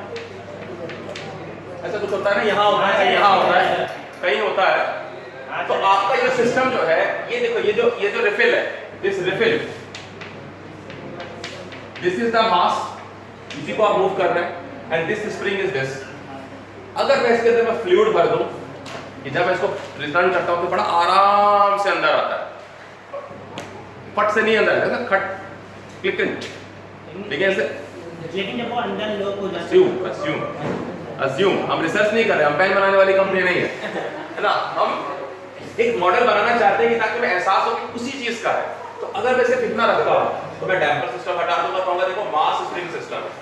जब मैं इसमें यहाँ पुश करूंगा इसको, तो मैं एक एक्सटर्नल फोर्स लगाऊंगा, अब मैं जानना चाहूंगा कि जब मैं फोर्स लगा रहा था तो कितने सेकंड के बाद कितना पोजीशन में था। डेफिनेटली इसके एक पर्टिकुलर टाइम पर पोजीशन सैचुरेट हो जाएगा, वो आगे जा ही नहीं सकता। बट मैं अगर ड्यूरिंग मोशन का बात कर रहा हूं तो मैं कहूंगा अगर मैं इसमें कह रहा हूं कि मैंने फ्लूइड भर रखा है इतने दूर में, तो ये क्या होगा, जब इसको पुश कर रहा होगा तो इसको अपोजिशन मिल रहा होगा क्योंकि इस तरफ जाएगा और इसको फ्लूइड जो है इस पील्स को क्या करेगा, इसके जो दो कान निकले हुए उसको थोड़ा सा फ्लूइड रोकेगा। मान लिया ऐसा पैड है जिसमें कि हाइड्रोलिकली मतलब कि हम डैम्पिंग कर रहे हैं। सो मास, स्प्रिंग एंड डैम्पर, ये ऐसे फ्लूइड भर दीजिए। जब आप बनाइएगा कॉपी तो हल्का पेंसिल से शेड कर दीजिएगा, इससे कुछ होता नहीं है। इनिशियली आपको ना लगेगा अच्छा विजुलाइज, जितना विजुलाइज कर सकते हैं, जितना पिक्चर में चीज को लेके आए उतना अच्छा है। फाइन। तो अब अगर मैं कह रहा हूं कि इसमें मैं फोर्स लगा रहा हूं तो मैं यहां पे फोर्स ऐसे दिखा रहा हूं, ये F एक्सटर्नल फोर्स है। तो जैसे मैं इस डायरेक्शन में फोर्स लगाऊंगा, स्प्रिंग फोर्स इस पे डेवलप हो जाएगा, F स्प्रिंग, डैम्पिंग फोर्स इस पे डेवलप हो जाएगा, F डैम्प। हो गया, यही तीन काम होगा। पहले आपने फोर्स बना लिया सिस्टम में, अब आप क्या कर रहे हैं, इसका पोजीशन, इसका पोजीशन, इसका वेलोसिटी नहीं देखते, हम किसके पोजीशन, मास और वेलोसिटी में इंटरेस्टेड हैं, सिर्फ मास का। जो भी वेलोसिटी उस मास का है, ये वेलोसिटी डैम्प लगा रहा है लेकिन किसके वेलोसिटी पे, मास के वेलोसिटी पे। जब कोई चीज मूव कर रहा है तब वो डैम्प चल रहा है, ठीक है। सो अब मुझे क्या कराना है, फ्री बॉडी डायग्राम बनाना है। आपने सुना होगा फ्री बॉडी डायग्राम, सुना है आपने, मैकेनिक्स पढ़ा होगा। ये आपने पहले ही पढ़ा है, तब आपने बताया। हाँ, मैं इसको एक और नाम बोलता हूँ फोर्स बॉडी डायग्राम। बॉडी है और फोर्स है, बाकी कुछ नहीं है। हालांकि बॉडी हटा देते हैं, क्या करते हैं उसको पॉइंट ऑब्जेक्ट में रिप्लेस कर देते हैं, बट आपने जरूरत नहीं है, अभी प्योर मैकेनिक्स नहीं बना रहे हो, आप कंट्रोल सिस्टम बना रहे हो। तो आप क्या कर रहे हैं, मास बना लिए m, और बाकी सब इसमें फोर्स दिखा दिया। ये देखो, ये एक्सटर्नल फोर्स था और ये स्प्रिंग फोर्स है और ये डैम्पिंग फोर्स लिख दिया। लेकिन क्वांटिटी तो यहां है ना, एक्सेलरेशन, वेलोसिटी, पोजीशन, PVA, तीन चीज है, पोजीशन, वेलोसिटी, एक्सेलरेशन। तो हम मानेंगे कि जब हमने फोर्स लगाया तो कुछ समय के बाद हम रोक करके देखना चाह रहे हैं कि क्या हो, थोड़े देर के पश्चात, तुरंत नहीं, है ना। तो हम कह रहे हैं कि आफ्टर सम टाइम t, यानी एट एनी टाइम t, यानी अब ये मूव कर चुका है अपनी जगह से, ये अपने इस जीरो पोजीशन से कहीं मूव कर चुका है। तो मैं कह रहा हूं कि अगर किसी टाइम t पे इसका पोजीशन था xt, जीरो से, जीरो मैं यहां मान रहा था, यहां नहीं मान रहा हूं, यहां मत मान लीजिएगा x का जीरो, इसका जीरो x एक्सिस का मैं ऐसे मान रहा हूं। मैंने पहले एक्सिस बैठा दिया कि मैं इधर x एक्सिस मान रहा हूं, ऊपर y मान रहा हूं, बोर्ड पे आकर z मान रहा हूं। अब ये ब्लॉक क्या y में मूव कर रहा है, नहीं कर रहा है, यानी इसका इक्वेशन मुझे लिखने की जरूरत नहीं है। क्या ये आगे पीछे बोर्ड से बाहर निकल के आ रहा है, नहीं आ रहा है, यानी मुझे इसका लिखने की जरूरत नहीं है। तो मैंने अपना एक्सिस ऐसे चूज कर लिया।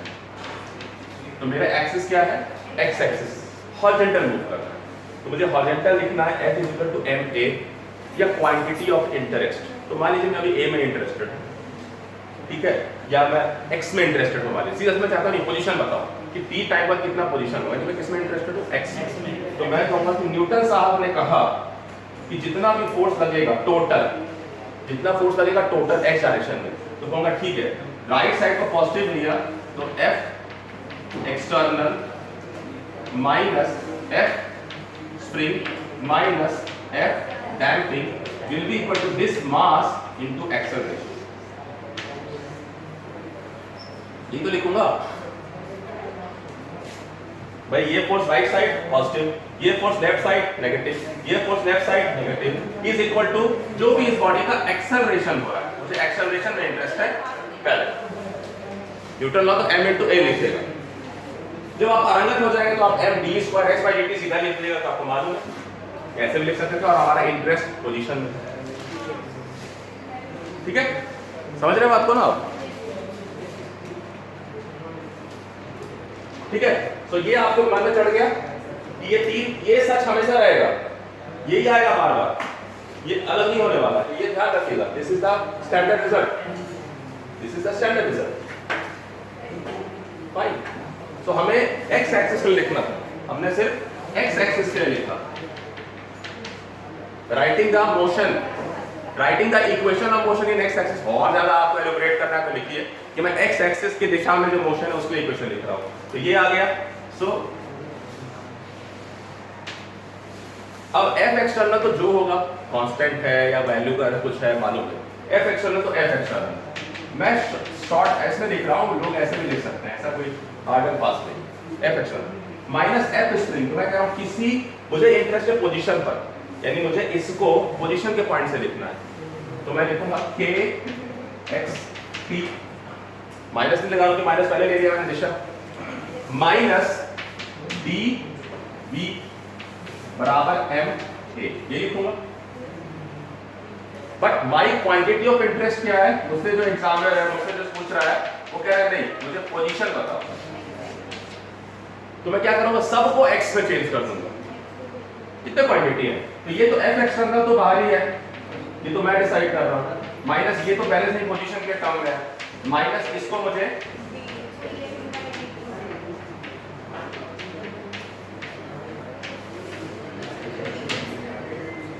ठीक है।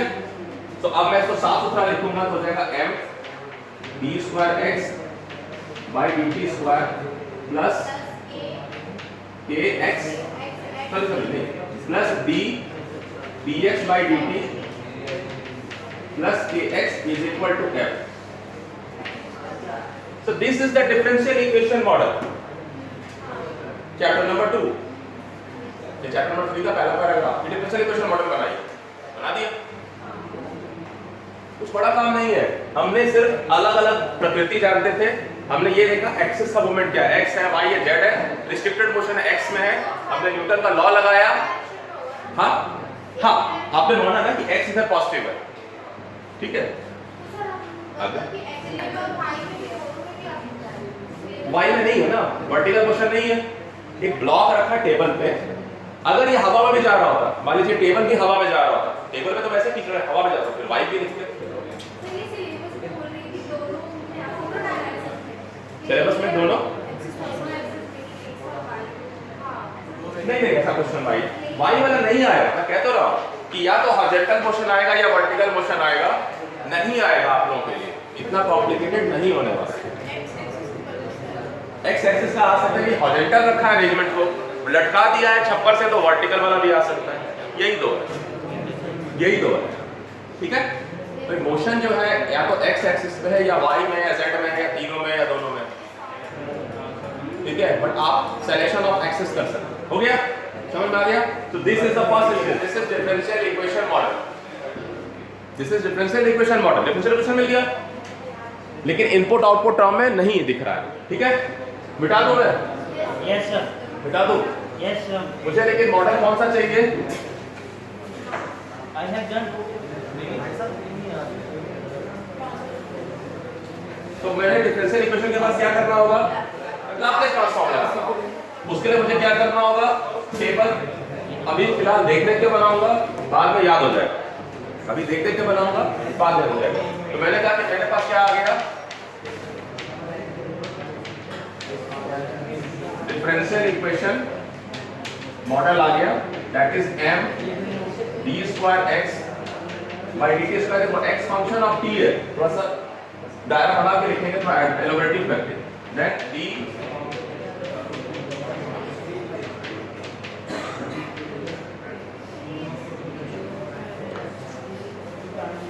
आप होल्ड करो, बिठाना मत, थोड़ा और लेफ्ट से लिख रहा हूं, आप होल्ड करो।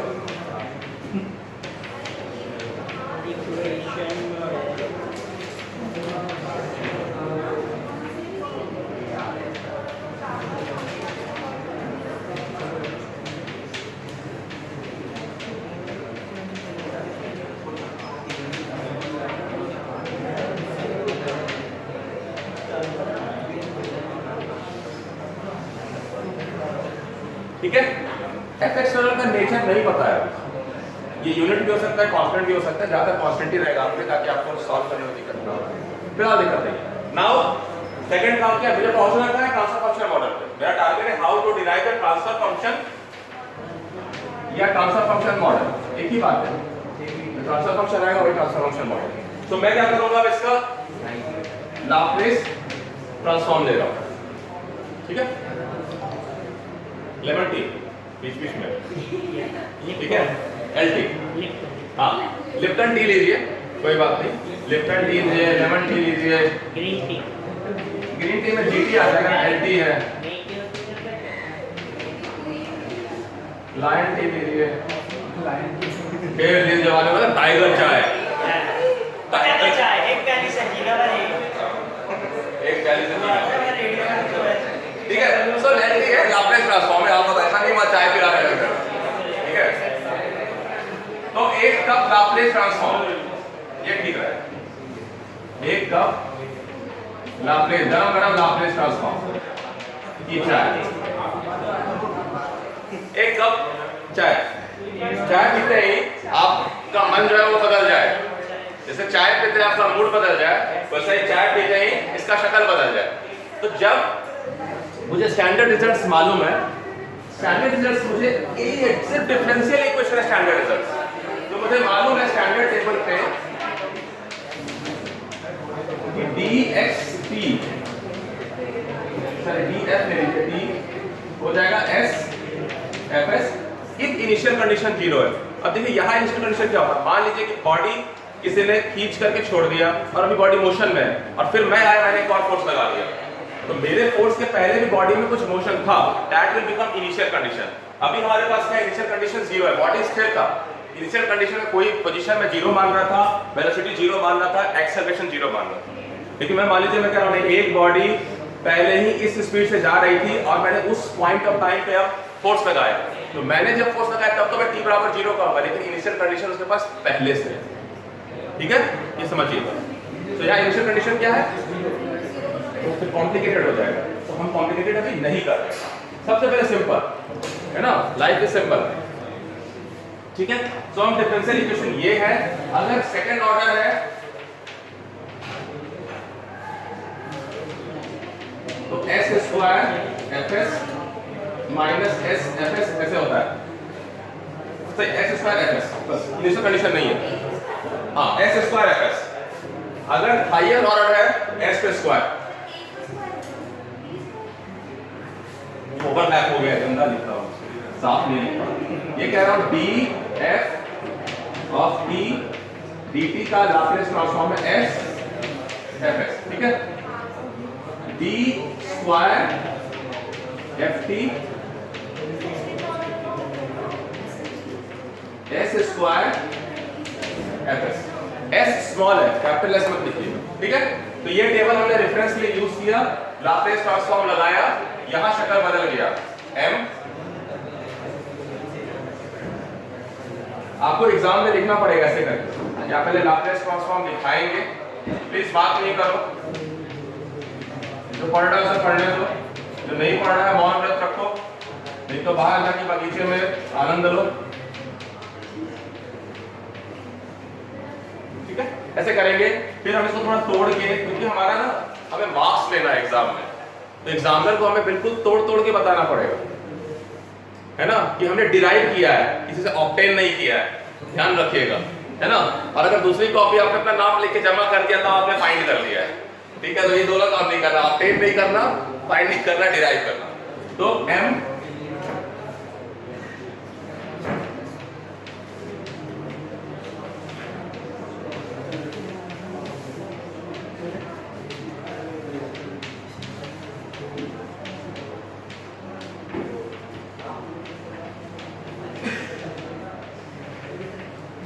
तो यहां अब क्या होगा, ये हो जाएगा m, मैं साफ पूरा कर रहा हूं, s x s s square, ठीक है, plus s d x s plus k x s is equal to f s।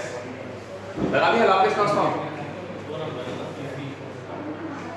s square x s, क्योंकि x का फंक्शन था, xt था तो xs लिख दिया, ft था तो fs लिख दिया, सिर्फ कैपिटल कर रहा हूं और अंदर में s है, dx by dt s xs, d बीच में रख दिया, k इसको सिर्फ xs रख दिया, xt को सिर्फ ft को fs लिख सकता हूं, xt को fx और f एक्सटर्नल को f एक्सटर्नल ऐसे लिख दो, ठीक है। अब देखिए ये और ये कॉमन है, ये और ये कॉमन आ जाएगा बाहर। S S S S clear Pragati? ठीक, ये यहाँ ये लाप्लास ट्रांसफॉर्म ऑफ ये है f एक्सटर्नल है, इसलिए तो खाली मैं स्मॉल रख रहा था बार बार कि वहां ये Laplace transform of f external. ठीक है, तो यहाँ क्या हो गया? हाँ बहुत बात करो, अभी एग्जाम जब होगा ना तब बताऊंगा, पकड़ के अलग से कॉपी चेक करके पूछूंगा कॉपी किया है कि फाइंड किया है, पता चल जाएगा। ये मत समझना कि दोस्त का कॉपी देख करके पास हो जाओगे। कॉपी समझा दोगे ना मुझे एग्जाम में, सामने बैठा के चेक करूंगा। मजा तब आता है, इसमें मुझे बहुत बोरिंग काम लगता है। सामने क्या होता है, फीडबैक भी आ जाता है, जो पढ़ने वाला है उसको फीडबैक मिल जाता है, जो नहीं पढ़ता है पढ़ने वाला को फीडबैक देके जाता है मैं नहीं पढ़ूंगा। So ये टर्म देखिए कॉमन हो गया XS, so this is your output, desired output, this is your input। शक्ल बदल दिया, लाप्लास ट्रांसफॉर्म लग गया, डाउट है अभी भी? ये मैंने कहा मैं XS को बाहर निकाल दिया तो ये सब कॉमन आ गया। इधर ये इनपुट क्या रहेगा, ये आउटपुट क्या रहेगा, ये सिस्टम का डिस्क्रिप्शन है। तो मुझे ट्रांसफर फंक्शन क्या बोल रहे हैं? Output by input. So what is your output? Desired जो क्वांटिटी है बाय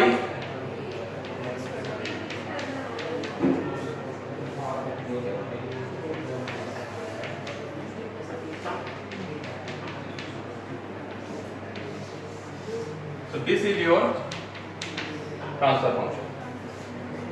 तो ट्रांसफर फंक्शन निकालना काम नहीं है, लाप्लास ट्रांसफॉर्म इंपॉर्टेंट है। तो लाप्लास ट्रांसफॉर्म डिफरेंशियल इक्वेशन का बार बार ऐसा ही आएगा। हाँ, it is not a big question.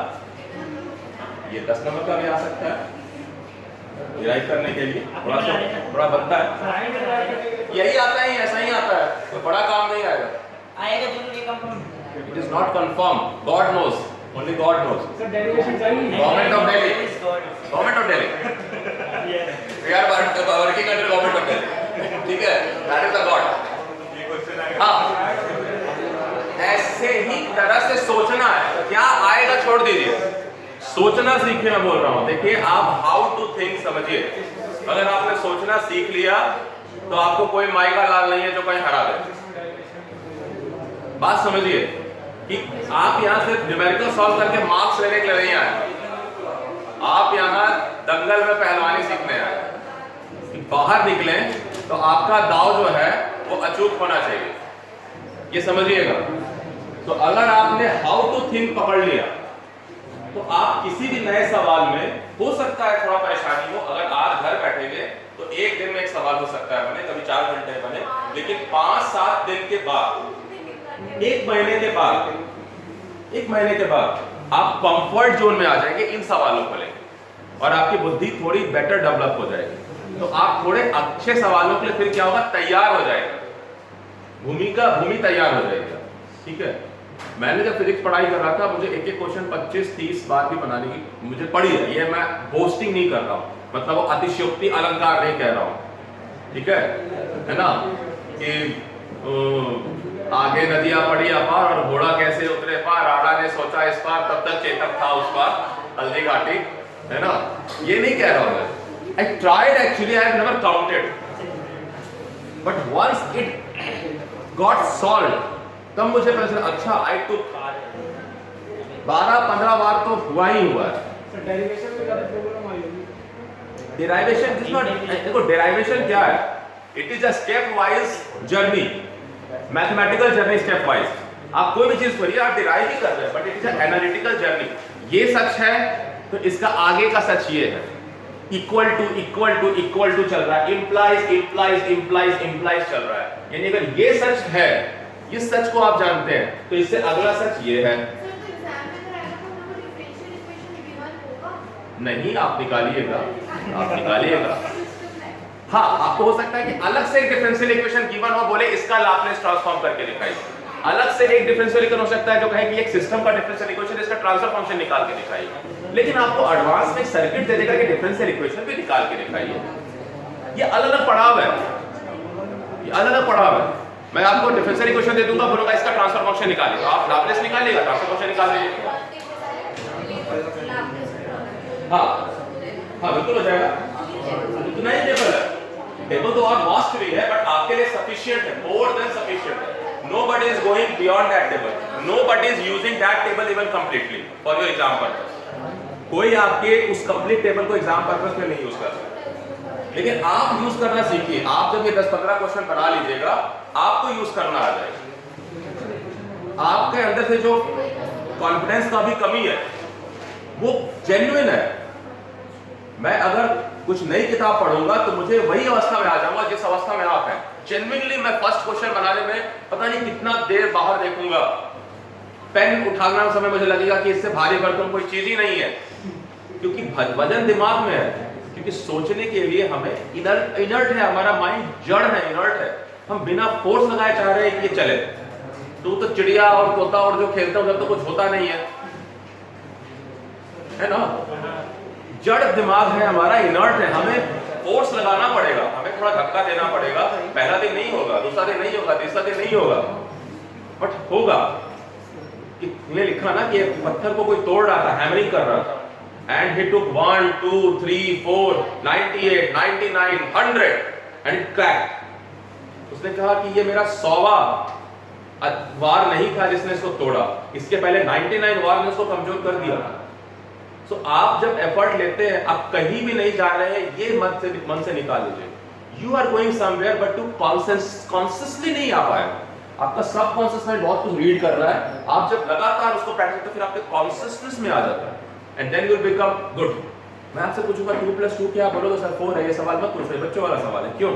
लेकिन जब बच्चे से पूछो 2 + 2 तो पहले उंगली देखेगा, फिर इधर देखेगा, इधर देखेगा, because still it is not his conscious. वो जोड़ रहा है 4 और 3 7, लेकिन उसको मालूम नहीं कि 4 और 3 7 किस चीज का। जब तक हमसे बताओ, देखो 4 चिड़िया 3 चिड़िया बताओ फोटो जोड़ के साथ, लेकिन जब वो बड़ा हो जाता है, जब उसको वर्ड का कॉन्सेप्ट हो जाता है, वो मनी को यूज करना सीखता है, इट बिकम नॉर्मल। सो आप जब प्रैक्टिस करते हैं तो आप नॉर्मल हो जाते हैं उस चीज के साथ। It is all about practice, it is all about practice. एक मैजिशियन जो है इतना प्रैक्टिस करता है कि उसके लिए वो नॉर्मल हो जाता है ना। विराट कोहली इतना प्रैक्टिस करता है कि आप कर दिया इसने, हिट किया, बॉल वहां चली गई, बट 1000 टाइम्स हो सकता है he has tried for that stroke, 1000 times. तो दूसरी ने कहा कि मुझे उस आदमी से डर नहीं लगता है जो 10,000 टाइप्स के किक्स जानता है। I don't fear who knows 10,000 kinds of, yeah, who practice 10,000 types of kicks, but I fear with the person who practice one kick 10,000 times. Chinese में कुछ चाइना बोलता है ये लाइन से, one kick is enough, deadly kick, yes sir, deadly kick है। वो इतना practice करेगा परफेक्ट कि अगर वो लगा, that's it, खत्म। आप 4 चीज करते रहो। तो अल्टीमेट क्या है कि आपका practice, repetition, practice is repetition, और उसी से मैं भी यहां तक पहुंचा हूं। अगर मैं प्रैक्टिस नहीं करता तो माइंड नहीं ग्रो करता। जितने नए क्वेश्चन आते जाइए, उठाइए उसको, ट्राई करिए, आपका माइंड ग्रो करेगा। आप रोज आरएल सर्किट नहीं सॉल्व कर रहे हैं, मैं नहीं कर रहा हूँ। जिंदगी में कोई डायरेक्ट जरूरत नहीं पड़ रही, आप कोई डिजाइन नहीं करने जा रहे, आप ऑपरेशन मेंटेनेंस करेंगे, किसी जेई बनेंगे, ओवरहेड देखिएगा, या कोई इलेक्ट्रॉनिक सिस्टम में होगा, या आप इसको छोड़ के कोई नॉन टेक्निकल फील्ड में चले जाएंगे, कहीं नहीं कुछ आएगा, but still your mind will grow, will become more intelligent then any of your person sitting beside you, will more intelligent और मोर एनालिटिकल होगा। आपका ब्रेन जो है ज्यादा काउंट कर रहा है, आपका कॉन्फिडेंस लेवल अलग होगा। उसने मुझे वीडियो दिखाया, मैंने कहा बेकार दिखाया ना वीडियो, तो टाइम नेगेटिव नहीं हो सकता है, because I have something to give. मेरे पास है कुछ बात, क्योंकि मैं उस होमवर्क को करके आया हूं। अगर मैं होमवर्क करके नहीं आया तो मैं भी देखो टाइम नेगेटिव नहीं होता, क्योंकि मैंने यूट्यूब से सीखा है ना। मार्शल आर्ट हम लोग जाते थे, मार्शल आर्ट बहुत कचरा है, गलत सिखाया जाता है। हर जगह सिखाओगे, देखोगे तुम्हारा एक बहुत अच्छा ऐड आता है, उसमें एक लेडी है जो विम बार का शो करे, फिर दिखाता है अपने भतीजे को सिखा रही है मार्शल आर्ट। वो मार्शल आर्ट सिखाएंगे, पंच करेगा बच्चा, ऐसे पंच करेगा, ठीक है, ऐसे करेगा पंच। ये जो आपका एल्बो है, ये आप जो ऐसे कर रहे हो, आप इसको हिट कर, आप समझिए, आप ये घिस रहा है। पंच जब कर रहे हैं तो आपका मिडिल सेक्शन से जाके यहां आना चाहिए। There should be a bend, there should be a bend. हो सकता है कोई बताया, मैक्सिमम में बच्चा पंच पंच पंच कर रहा है। यहां रोकना है आपको, यहां रोकना है आपको। हिट करना है आपको, तो ये यहाँ से आ रहा है, पंच आ रहा है, कैसे आएगा? आप अगर सोचेंगे मैं यहाँ प्लेस करूँ, फर्स्ट आप करेंगे कहाँ जा रहा है, अपोनेंट यहाँ इसको चिन पे स्ट्राइक कर रहे हैं, आपको मालूम होना चाहिए कि यहाँ से यहाँ लगेगा, ये बेटर जानता है नीतीश, है ना? है किसमें गली फाइट जो है, गली फाइट करने वाले are the bond fighter and they have no rules. You learn in the ground in a close ambit and you have rules. किसी ने कभी नहीं कहा है कि आप किसी गली वाले से लड़ जाना. मैक्सिमम लोग फेल किए हैं, सब प्रोफेशनल फाइटर. क्योंकि एक बात याद रखना, it is like a fluidity. आप सोचोगे वो मारेगा, बात समझना, इट इज फ्लूइडिटी, वो फ्लूइडिटी है उसके अंदर में, वो मारेगा, उसको मालूम है जो मैक्सिमम डैमेज करना है. आप सोचोगे कि मुझे क्या करूं यार, हाँ? आपको कहेगा मास्टर ने कि भाई फेस किक मत मारना पब्लिक में, और ये सही है क्योंकि फेस से मारते खून निकलेगा, पेट में मारो, उधर दर्द नहीं होगा तो पता नहीं चलेगा. बट वो तो आपको जहां जहां मारना है वहां मारेगा, क्योंकि उसको आपकी जिंदगी से कोई मतलब नहीं. वो आपका पैर तोड़ देगा, यहाँ नी ब्रेकिंग किक कहते हैं, मार के तोड़ देगा, क्योंकि आपको जल्दी से डिसेबल करना है उससे, तो उसका एथिक्स नहीं है. तो ये हर बार हुआ है कि कोई भी जो स्ट्रीट फाइटर है और जो डोजो में जाके सीख रहा है, किसी स्कूल में सीख रहा है, उनके प्रैक्टिकल एक्सपीरियंस में डिफरेंस है. They are brutal. सो जो एडवांस कॉम्बैट फोर्सेस होते हैं उसमें ब्रूटल स्किल्स सिखाए जाते हैं कि आप डिसेबल कर देंगे असाइलेंट को, बट आपकी उसकी जिंदगी खराब होने वाली है. ऐसा नहीं है कि वो आप उसको हल्का धक्का दे के निकल जाएंगे. इसलिए मैक्सिमम मार्शल आर्ट में आपको कहा जाएगा, अगर आप रियल ट्रेनर है, कहेगा मारो और भागो. ये नहीं है कि आपने अगर सीख लिया है तो जाके खड़े हो जाओ सनी देओल जी जैसा कि 2.5 किलो खाते हैं, ऐसा. It goes in the film, but in reality कहेगा just hit and ran from there. इतना ही यूज है, इतना ही यूज है. यहाँ पे अगर सेल्फ डिफेंस सिखाया जा रहा है वुमेन्स को, इसका मतलब नहीं कि जब तक आप एडवांस नहीं करेंगे, स्टिल 4 लोगों से फिल्में देख के मत सोचिए 4 लोगों से आप फाइट करेंगे, बहुत एडवांस बात होगी. तो पूरी जिंदगी जो बिचा चुका है वो काम करेगा कि एक हिट करेगा, बैठा देगा. बट पॉइंट यहाँ पे प्रैक्टिस का है कि the more you practice the more comfortable you will. It will come spontaneously, it will come as a spontaneous. It is about practice. ठीक है. सो हाँ, फोटो खींचते रहो. तो ये हो गया ट्रांसफर फंक्शन. ठीक है, ये हो गया ट्रांसफर फंक्शन.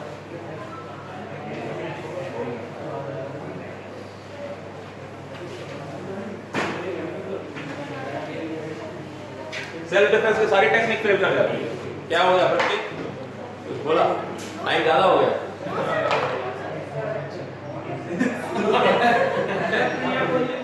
किसने बोला? निकुंज ने?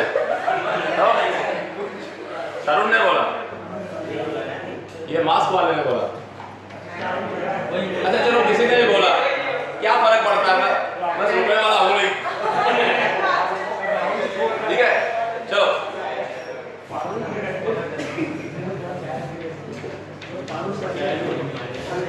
RL circuit first order system. 2 condition. एक में क्वांटिटी ऑफ इंटरेस्ट, एक में मैं आईटी जानना चाह रहा हूं. क्या है? मैं आईटी जानना चाह रहा हूं और ट्रांसफर फंक्शन निकालना चाह रहा हूं. प्रक्रिया यही है. कोई सवाल पूछेगा नहीं है, डिफरेंशियल इक्वेशन लिख के दिखाओ, काम खत्म. तो आप यहां लिखिएगा कि जो वोल्टेज लॉ लगाइएगा,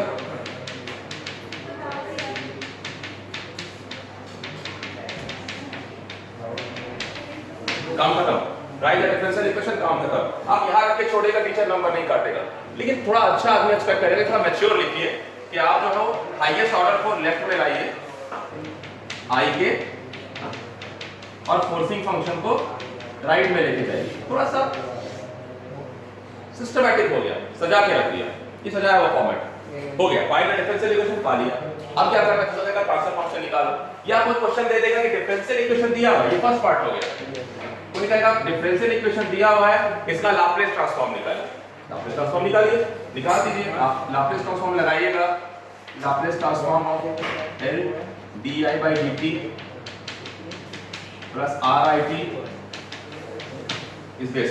so this will be implies मतलब अगर ये सच था, डिफरेंशियल इक्वेशन लिखा सच है तो इसका लाप्लास ट्रांसफॉर्म भी सच है, और लाप्लास ट्रांसफॉर्म सच है तो SLIS plus RIS is equal to BS. हो गया Laplace transform of differential equation हो गया. सेकंड पड़ाव खत्म. तीसरा आदमी कहेगा नहीं ट्रांसफर फंक्शन निकालिए. तो आपने देखा इनिशियल कंडीशन 0 रखा है, कीपिंग इनिशियल कंडीशन 0. तो यहां देखिए, यहां SL plus R. So this is input, this is output, this is input. So this is your transfer function. तो क्या देगा, इसको ब्लॉक डायग्राम में दिखा दीजिए. ठीक है, ब्लॉक डायग्राम में दिखा दीजिए.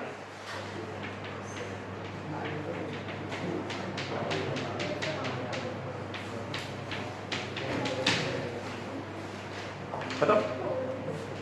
3 सवाल बन रहा है. एक कहेगा डिफरेंशियल इक्वेशन लिखिए, जो आपको सबसे दिक्कत हो रहा है और लिखना आना चाहिए. दूसरा कहेगा डिफरेंशियल इक्वेशन दिया हुआ है, लाप्लास ट्रांसफॉर्म लगा के दिखाइए. तीसरा कहेगा डिफरेंशियल इक्वेशन दिया हुआ है, एक सिस्टम है, ट्रांसफर फंक्शन निकाल के दिखाइए. दिखा दीजिए. इनिशियल कंडीशन 0 रखिए, टेंशन फ्री रहिए.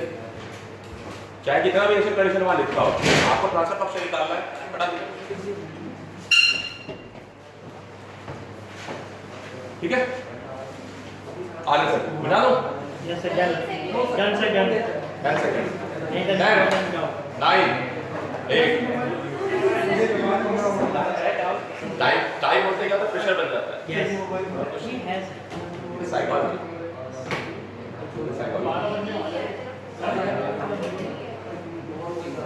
12% हो. रामनवमी मनाओ है ना उसमें. थर्सडे. मैं पूजा नहीं करता हूँ. Sir, aspect to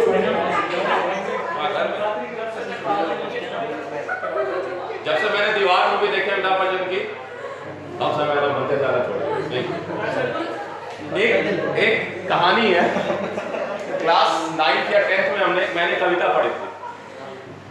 Gopal Das Neeraj एक बहुत बड़े कवि थे. गोपाल दास नीरज की कविता थी भक्त कौन. भक्त कौन. तो नारद जी जो है भगवान विष्णु के पास गए और बोले कि भगवान संसार में आपका सबसे बड़ा भक्त कौन है. संसार में सबसे बड़ा भक्त कौन है. तो भगवान विष्णु ने कहा कि पृथ्वी लोक पर जाओ, वहां एक किसान है, वही मेरा सबसे बड़ा भक्त है. सुना है कहानी. सुना चुका हूँ. क्या सुना चुका हूँ.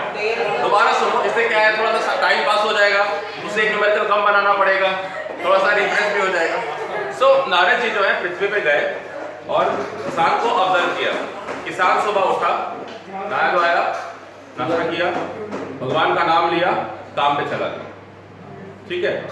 फिर दोपहर में आया, खाया, ईश्वर का नाम लिया, भगवान का नाम लिया, नारायण लिया, काम लिया, जो भी लिया, फिर सो गया. फिर शाम में उठ के खेत पे गया, रात में खाना खा के सोने से पहले फिर भगवान का खाली करना. नारद जी बोले बस 3 बार. वापस आए, बोले विष्णु जी को कि भाई ये 3 बार में आपका भाव, मैं तो दिन भर नारायण नारायण करता हूँ, तो ये कैसे आपका बड़ा भक्त हो गया. बोले काम करो, कोई तेल का कटोरा भर के दे दिया लबालब. बोले नारद इसको लेकर की जरा सा ना पूरा 7 या 4 लोग या 3 लोग का चक्कर लगाते हैं, ध्यान में एक बूंद भी गिने नहीं. नारद जी अपना गति से गए, वापस लौट के आ गए, थोड़े जो भी है कुंगा भ्रमण करके. बोले भगवान मैं ले आया. बोले ये बताओ तेल नहीं दिया. नहीं. बोले कितना बार मेरा नाम लिया इस बीच में. तो नारद जी चौंक गए. बोले अरे नाम तो एक बार भी नहीं लिया, मेरा सारा ध्यान इस पर था कि ये बूंद ना गिरे, आपके काम पे था, इसलिए मैं नाम नहीं लिया. बोले देखो काम मेरा था, किसान को भी मैंने ही काम दिया, उस काम में भी वो 3 बार नाम ले लेता है, तो मेरा पास बड़ा भक्त हो गया. ठीक है. तो कर्म जो है ना, मेरे लिए क्या है, कर्म जो है वही पूजा है. Work is worship. मैं नाम लेता हूँ भगवान का काफी. हाँ, ये इंडिकेटिव है कि अब हम जो है आज का होम है, हुआ नहीं है कि तुम्हारा बुद्धि खोलना जरूरी है, बंद अंदर का ताला खोलना जरूरी है.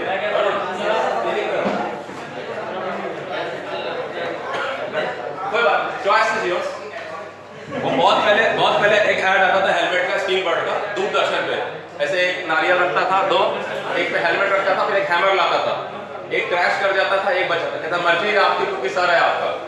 अब मर्जी नहीं चलती, अब चालान कटता है। पहले मर्जी थी तो बहुत सारे एक्सीडेंट हुए। तो क्या है, जब तक लॉट ऑफ पीपल्स फेल नहीं होंगे तब तक तुम्हारे सक्सेस का कोई वैल्यू नहीं देगा ना। तुम नौकरी हासिल करो तो बोलेगा अरे तरुणा ने जो है वो 1000 स्टूडेंट्स को पछाड़ते हुए जो है जॉब ले लिया, प्रगति ने जो है रैंक सिक्योर कर लिया जॉब है, नवीन ने जो है वो आईटी जेई क्लियर कर लिया। मैं एक बात कह रहा हूँ, ठीक है, तो कब होगा जब बाकी लोग फेलियर का काम करेंगे तब ना। सब बराबर का मैनेज करेंगे कैसे होगा? इससे कुछ लोगों को बेटर रहना चाहिए। ये भीड़ जो है ना, ये भीड़, कल मुझे फोन आया मेरे स्टूडेंट का, उसने कहा सर DRDO किसी का वैकेंसी का बात हो रहा था, तो सर सीट बहुत कम है। ठीक है सीट कम है, चलो कोई बात नहीं। सर बहुत कंपटीशन है ऑल ओवर इंडिया में, बहुत सारे लोग हैं, हमारे मैं पढ़ने वाली हूँ तो मेरे से और भी पढ़ने वाले होंगे। मैंने कहा करेक्ट। मैंने कहा एक बात बताओ, जब टाटा पावर आई थी 70 बच्चों में, how many competitors you have in this 70 people? बोले सर एक। इन 70 real competition was with one person only, so only 2 were competing, rest 68 में से जिसको बचा कुचा मिल गया, एक दो लोग they were not competing, इधर उनके पास कुछ और privileges थे, जो भी है। ऐसे ही पूरे भारत में यही मचा हुआ है। जितना रेशियो है ना, प्रोबेबिलिटी आपको यहाँ मदद करती है, स्टैटिस्टिक्स, जस्ट रेशियो चेक करो। आप अपने आप को चेक करो कि आप अपने को टॉप कितने में पाते हो इस बैच में, टॉप 2 में हो, टॉप 5 में हो, टॉप 10 में हो। आप प्रोपोर्शनली जो ऑल ओवर इंडिया में ऐसे ही चलोगे अगर आप आपको मेंटेन करोगे और मेहनत को बढ़ाते रहोगे, क्योंकि डेफिनेटली यहाँ बच्चे अगर कोई नहीं पढ़ रहा है तो आप 2 नंबर आके कहोगे मैं टॉपर हो गया, वो 0 लाया, ऐसा भी हुआ, ऐसा 2 नंबर लाया है तो टॉपर बन गया। लेकिन आप अगर अपनी क्षमता बढ़ाते जाओगे, आप अपने पे बंदिशें मत लगाओ, know your limitations and break it. So आप हमेशा टॉप 5 में, आपको कभी चिंता ही नहीं करिए कि सीट 2 निकली है 1 निकली है, आपके लिए निकल जाएगी सीट, आप ही के लिए निकल रहा है सीट, याद रखिएगा। तो इसलिए मेहनत आपके लिए है। तो इसी आरएल सर्किट को सिर्फ मैं क्वांटिटी ऑफ इंटरेस्ट चेंज कर देता हूं। मैं क्या कह रहा हूं कि मुझे इंटरेस्ट नहीं है कि करंट क्या हो, मैं जानना चाहता हूं कि वोल्टेज क्या हो इंडक्टर के क्रॉस। तो मैं शक्ल वैसे भी रख सकता हूं, ऐसे भी रख के पूछ सकता हूं। सवाल याद रखिएगा कि यहां मैं आपको V इनपुट देता, यहाँ R देता, L देता और यहाँ कहता कि V आउटपुट निकालिए। कॉन्फ़िगरेशन समझिए, बातें नहीं करो। ओए पढ़ाओ जा सुरजीत ना, पढ़ाओ, क्या बात कर रहा है? इतना पेन का बात होता है, ये पेन जो होता है प्लास्टिक होता है, प्लास्टिक होता है, रेफिल होता है, रेफिल में इंक होता है, समझ में नहीं, दोबारा समझाता हूँ। तूने मुझे फोन किया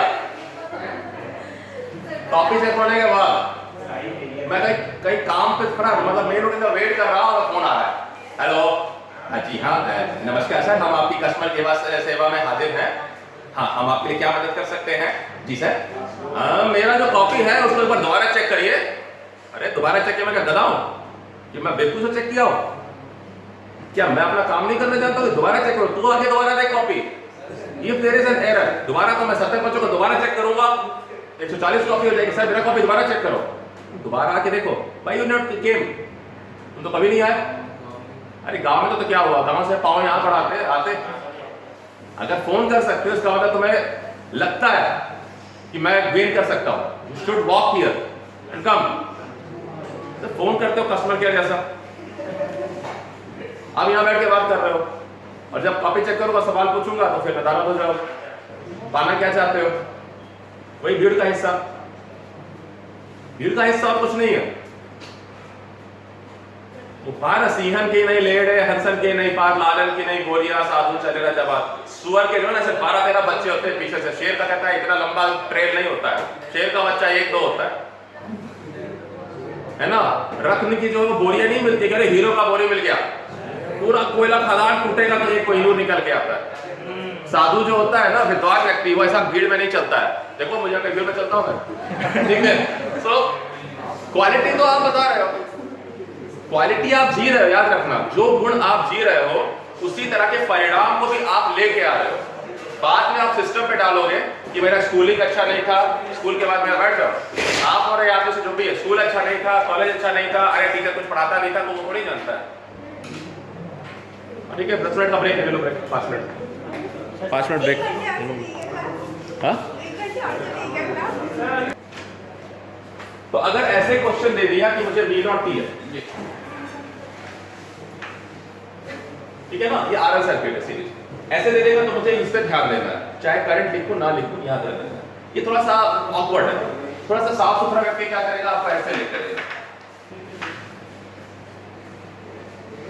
थोड़ा सा ऐसे लिख देगा, ये V नॉट T बोल देगा, R बोल देगा, L बोलेगा, VIT बोलेगा, ट्रांसफर फंक्शन निकालिए। एक ही बात है दोनों भी हमको करंट तो लिखना पड़ेगा, देखिए इक्वेशन लिखने के लिए हमें करंट लिखना पड़ेगा, बाद में उस करंट को नहीं शामिल करेंगे क्योंकि हमारा क्वांटिटी ऑफ इंटरेस्ट करंट नहीं है। तो जब मैं यहाँ पे किरचॉफ लॉ लिखूंगा, जब मैं किरचॉफ लॉ लिखूंगा, अप्लाई करूंगा, लिखूंगा अप्लाई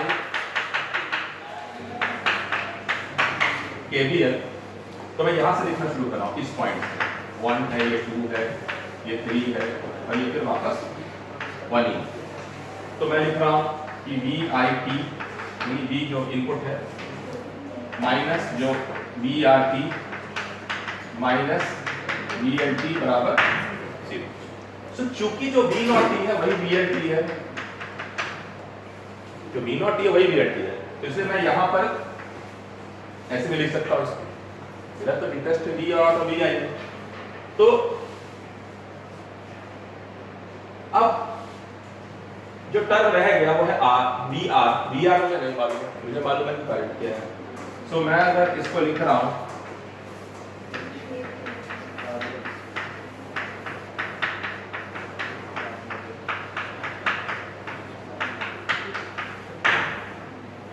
तो अगर मैं इसका ट्रांसफर फंक्शन लेता हूं, जो ट्रांसफर फंक्शन लेना है, तो मेरे टर्म में आ रहा है IS, ठीक है। मुझे लेना क्या है, मैं इंटरेस्टेड हूं GS में V नॉट S बाई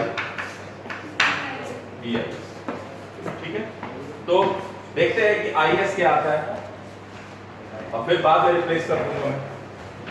तो अगर मैं यहाँ लाप्लास ट्रांसफॉर्म लूंगा, टेकिंग लाप्लास ट्रांसफॉर्म, आप पूरा लिखिएगा एग्जाम में, टेकिंग लाप्लास ट्रांसफॉर्म, तो मैं कह रहा हूँ ये हो गया VIS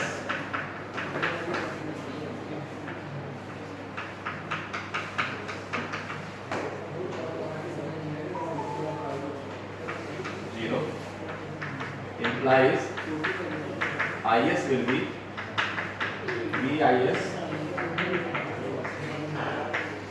SL plus R। चूंकि V not IT LdIT by dt है, implies अगर मैं लाप्लास ट्रांसफॉर्म ले रहा हूँ तो V नॉट SL IS होगा। V नॉट जो है सिंस क्योंकि मुझे V नॉट में इंटरेस्ट है, यहाँ I तो निकल जाएगा, लेकिन I am not interested in IT, I am interested in V not, तो मैं सीधा यहाँ से चलता हूँ फिर, क्योंकि यहाँ से ऐसे सोचने से नहीं मिला, या तो मैं कहूँगा चलो फिर वापस डेफिनेशन से आते हैं कि मुझे ये चल रहा है और देखता हूँ क्या मिलेगा। तो मुझे V नॉट S के लिए V नॉट T का लाप्लास ट्रांसफॉर्म लिखता हूँ, ये आगे SL IS और मुझे IS मालूम है अगर वहाँ से, तो SL into VIS SL plus R, तो V नॉट बाई VIS जो है यानी output by input becomes SL by SL plus R. So this becomes the transfer function.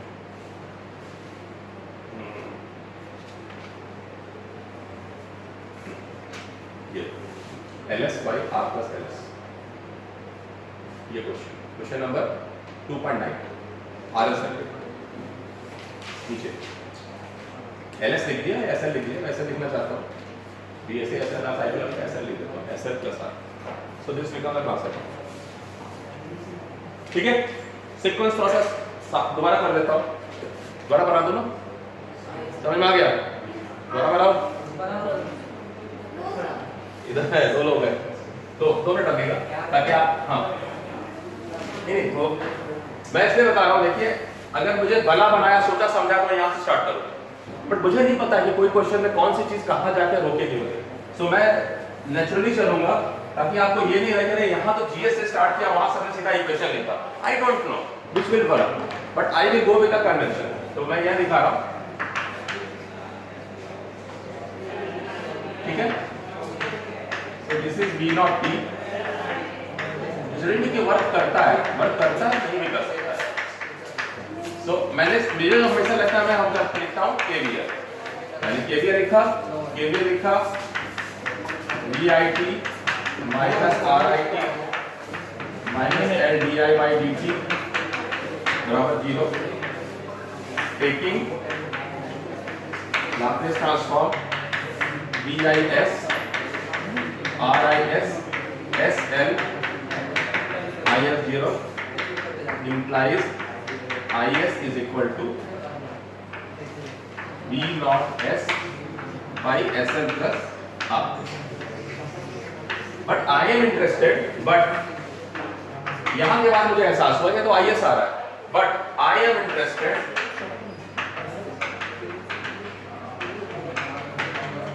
in GS is equal to V naught S by VIS and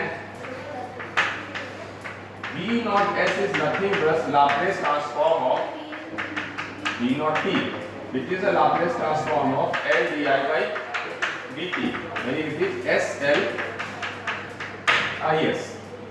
So मेरे पास दो term आ गए, this is 1, this is 2, this is 1, this is 2, ठीक है। So putting in 3, putting in the definition, मैंने यहाँ से निकाला IS मिला, मैं स्टक कर गया, अरे V नॉट बाई VS तो आया नहीं, अगर मैं इसको V नॉट S रखूँ तो फिर कुछ हो नहीं रहा है, तो I got stuck। मैंने चलो IS निकाल लेते हैं, लेकिन मुझे यहाँ से रिश्ता मिला। अब निकालना क्या है मुझे? GS को यहाँ लिखा, तो यहाँ मुझे पता है कि GS तो है V not S by VIS और V नॉट हो रहा है SL IS बाई VIS और IS जो हो रहा है वो हो रहा है V not by SL plus R। क्या करोगे? अच्छा ठीक है, ठीक है, यही रखो V नॉट को यहाँ से क्या मिलेगा?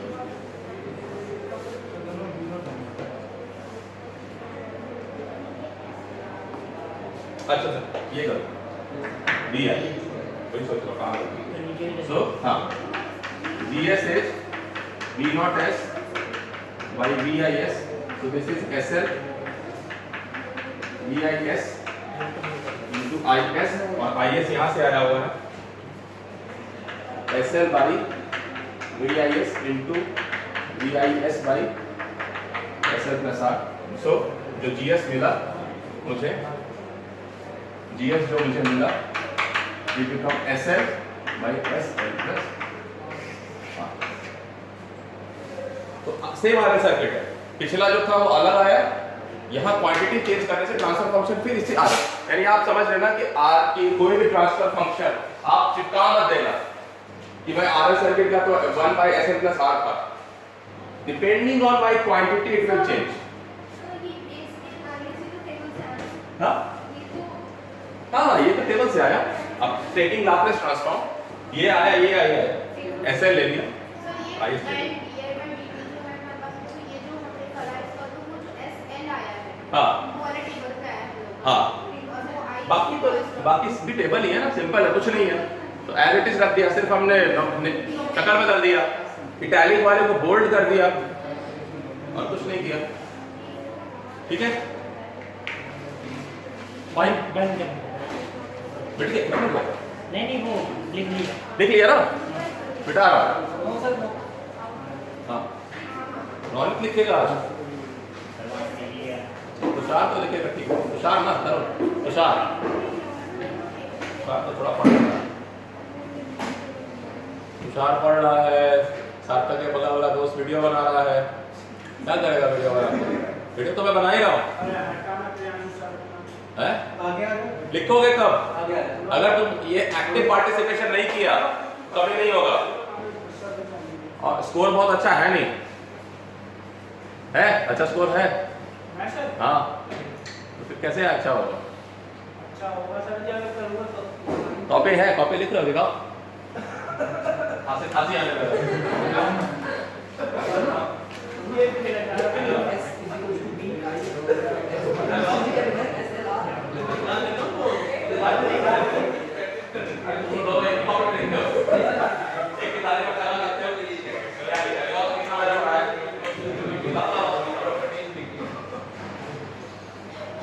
तो बाकी क्यों नहीं लिखा ये बताओ? अच्छा, अब पीछे जो बाकी नहीं लिखा है वो कहाँ लिखा है? पीछे भी नहीं लिखा है। किस कॉपी में सारी पढ़ाई हो गई, तो पीछे कहाँ लिखा है? इतना थोड़ी लिखाता हूँ मैं, तो मैं ढेर सारी बात लिखाता हूँ। इतना ही तो लिखा है पूरी आज तक की पढ़ाई। दुनिया की क्या डिजिटल वर्ल्ड है क्या? कॉम्पैक्ट मुझे नहीं दिखाई दे रहा है। तुम्हारी है ना, दोस्ती है ये। ऐसे तो बता यार। You are a good student, but not showing goodness. Sincere student को सिंसियरिटी मेंटेन करनी पड़ती है ना? जो बदनाम होता है उसको कोई दिक्कत नहीं है। ठीक है, बिठा दो। Yes sir. एक सेकेंड, क्लियर। इधर तो बिठा दो, लेफ्ट वाला बिठा दो।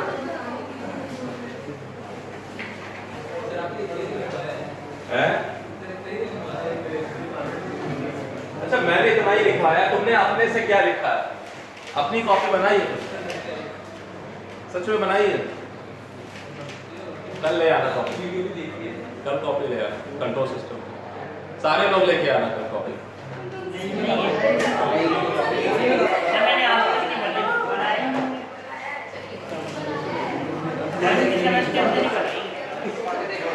बनाना चाहिए, बनाना चाहिए, किसी भी सब्जेक्ट की है ना? उठाओ, उठाओ प्रगति।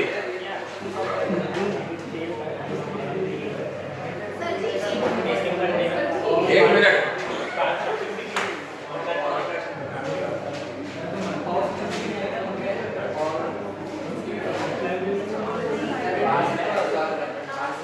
हाँ, आरसी करा ही दे रहा हूँ। वैसे तुम्हारा काम है इक्वेशन, अगर तुमने सर्किट थ्योरी पढ़ी है तो मुझे कुछ मुझे एक एग्जांपल देना था, मेरे पास जगह, but I prepare my mind.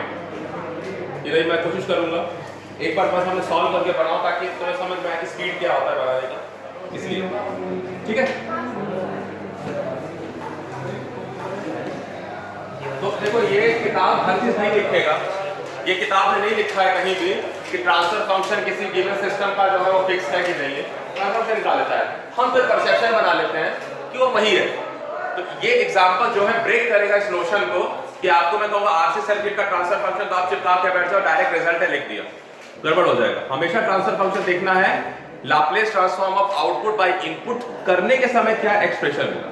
ठीक है, तो आरसी सर्किट जो है फर्स्ट ऑर्डर सर्किट है, वो भी मैं दोनों इसी तरह से ले रहा हूँ। एक प्लेन ले रहा हूँ आरसी, जिसमें मैं इनपुट सप्लाई दे रहा हूँ और आउटपुट मैं जो है करंट को मान रहा हूँ और आरएसी है। दूसरा एग्जांपल मैं ले रहा हूँ इसी आरसी सर्किट का, जहां आर है मेरा क्वांटिटी ऑफ इंटरेस्ट जो है वोल्टेज अक्रॉस कैपेसिटर है।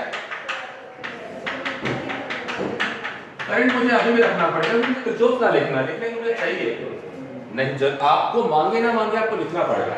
सो ये दोनों ही केस में अगर मैं ट्रांसफर फंक्शन ढूंढ रहा था तो सबसे पहले मैं क्या प्राप्त करूंगा? Differential equation. यही ना, डिफरेंशियल इक्वेशन का मैं लिख रहा हूं VIT minus RIT minus VCT है तो 1/C इंटीग्रेशन IT dt बराबर 0। So I got a differential integral equation. अगर मैं इसको डिफरेंशिएट कर देता हूं, पूरा डिफरेंशियल इक्वेशन जानने के लिए डिफरेंशिएट कर दूं तो ये थोड़ा ऐसे आ जाएगा।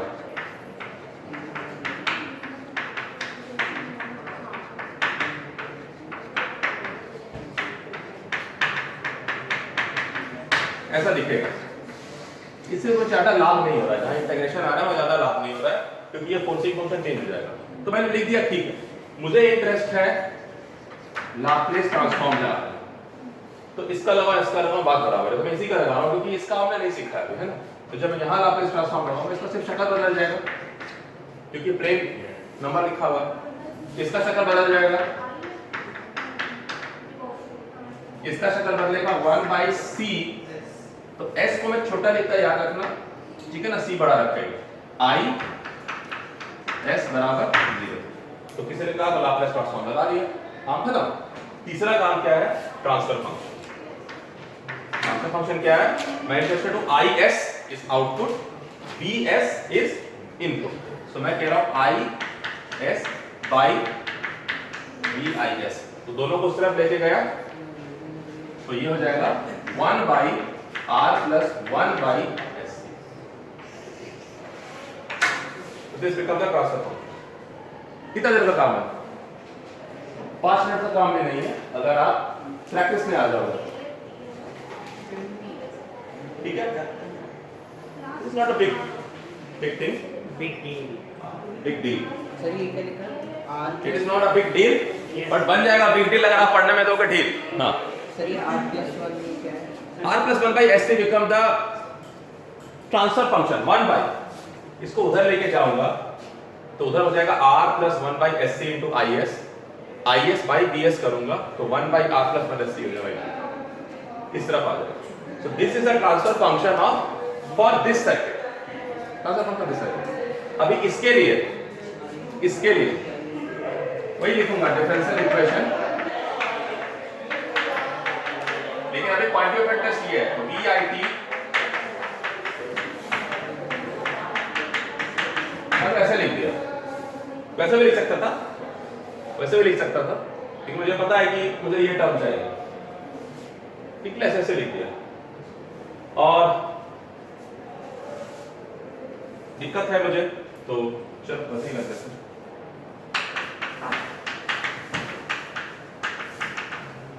ये लिख दिया, लाप्लास ट्रांसफॉर्म लिया,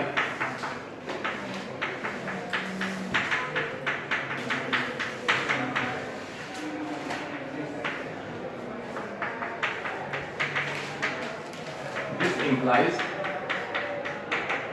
is is equal to vis by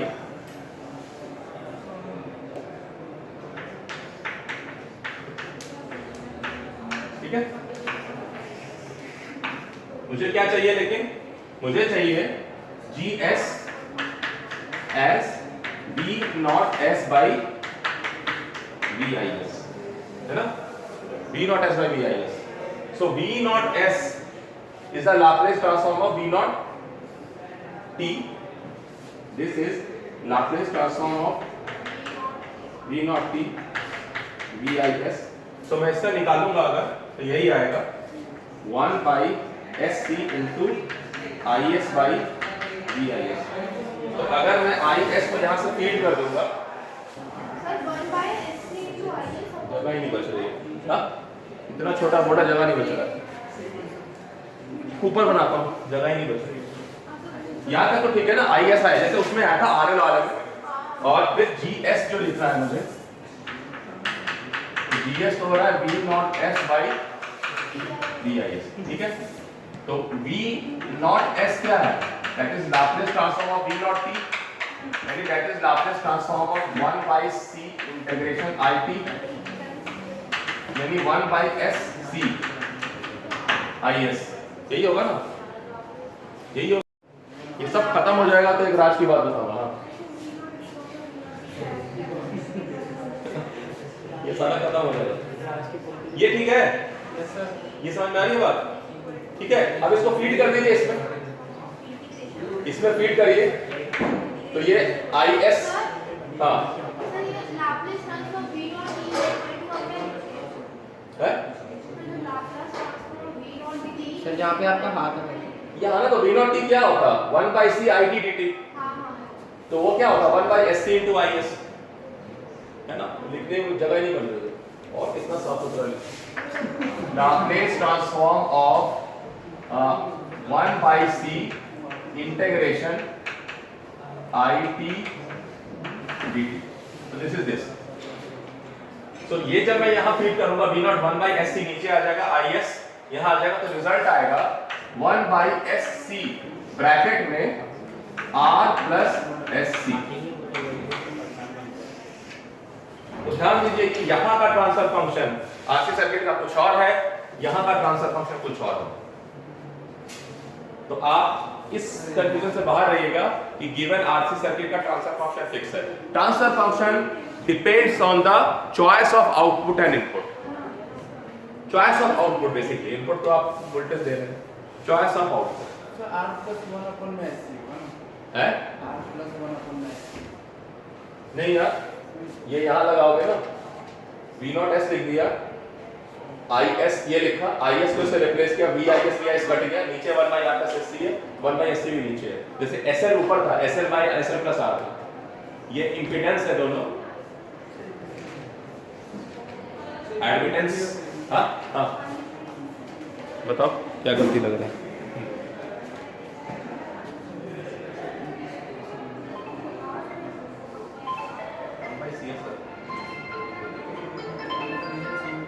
चलो हाँ इधर ही हूँ मैं, क्लास खत्म करके आता हूँ. हाँ नहीं नहीं अभी चल ही रहा है थोड़ा 10-15 मिनट. ठीक है ठीक. नहीं मैं आपको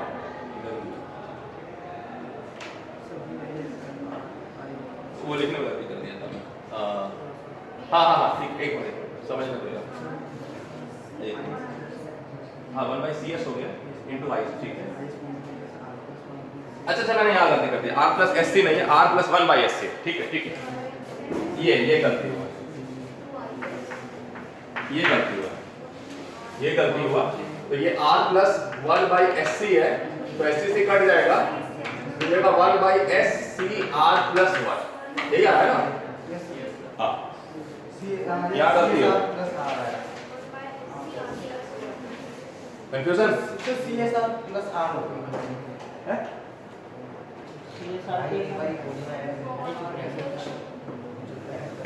नहीं यार SC से कट गया ना, ठीक है. SC R plus 1 आएगा. ठीक है. तो आप समझ रहे हैं ना, मैं समझाना चाह रहा हूँ कि इन दोनों में अंतर है. सेम सर्किट है बट डिपेंडिंग ऑन चॉइस. क्या प्रॉब्लम हुआ. यहाँ जो लिखा मैंने डायरेक्ट मत देखिए, आपको तोड़ना था. यहाँ पे अगर तोड़िए VIS उधर लिखेगा R. मैं जंप करूँगा, आप लोग मत जंप करिए. ठीक है कर दिया. अब इसमें कॉमन लिखिए, हो गया. यहाँ से आया IS is equal to VIS by ये आया. और यहाँ जो मैंने निकाला V नॉट S, तो V नॉट S मैंने निकाल दिया कि Laplace transform of V not T. तो ये हो गया Laplace transform of 1 by C integration IT dt. तो ये हो गया 1 by SC. ये दो चीज आ गए और ये आ गया. अब आप GS. ठीक है, बता दो.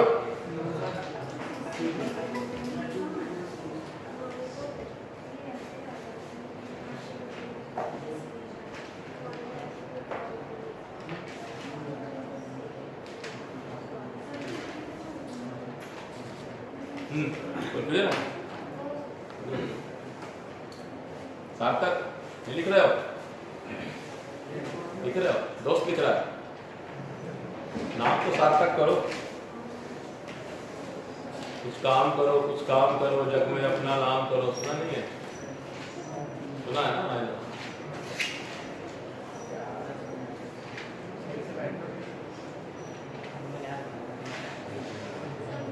हो गया. ठीक. तो ये हो गया RC सर्किट, RL सर्किट हो गया. उसके बाद RLC circuit second order system. कुछ प्रोग्राम गड़बड़ हो गया था, एस्टिमेटेड टाइम से ज्यादा चला गया, फिर मुझे दोबारा फोन आ गया. चलिए कोई बात नहीं, लास्ट 10 मिनट और सीरीज आरएलसी सर्किट। हाँ नहीं कदापि नहीं, हे दुष्ट मानव।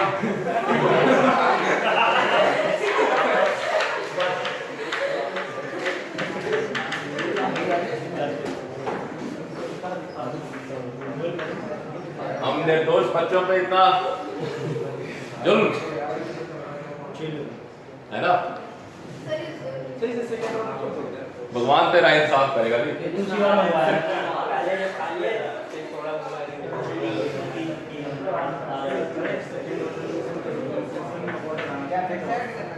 ये ना ऐसे लिखता है, ऐसे ही लिखिएगा।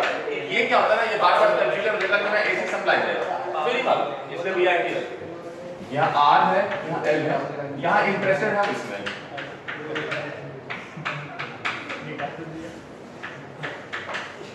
यहाँ इंटरेस्टेड है आईटी में, दोनों RLC circuit, series RLC circuit, लेकिन हम इसी यहाँ अलग इंटरेस्टेड। तो पहला काम जो है राइटिंग डिफरेंशियल इक्वेशन। तो मैं फटाफट लिख रहा हूँ यूजिंग केवीएल।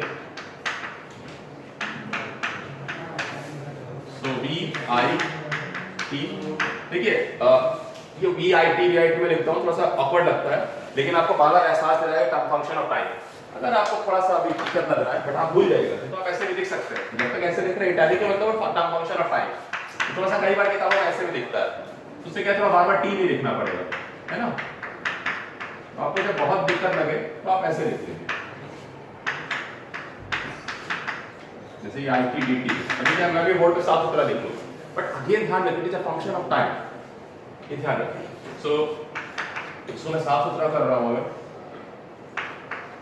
ऐसे ही लिख रहा हूँ क्योंकि इंटीग्रल आ रहा है तो मैं उसको भी छेड़ना नहीं चाहता।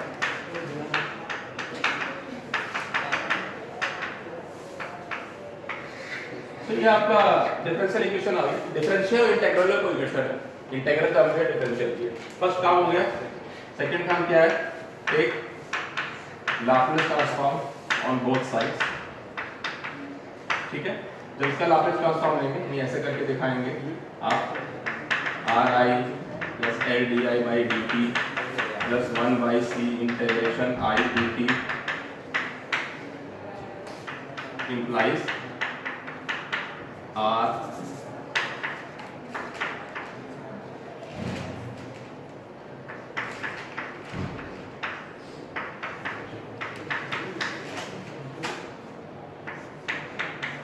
IS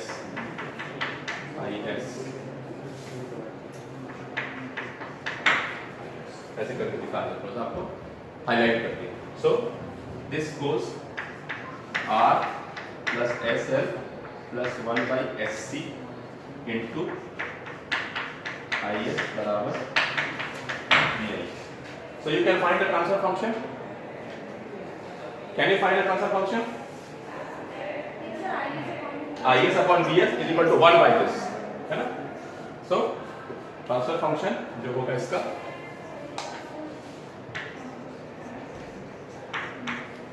for the purpose of finding this is 1 by R plus SL plus 1 by SC. This is IS and this is, so this is GS. Okay? Clear? अब यहाँ क्वांटिटी चेंज हो गई, शक्ल बदले, ठीक है।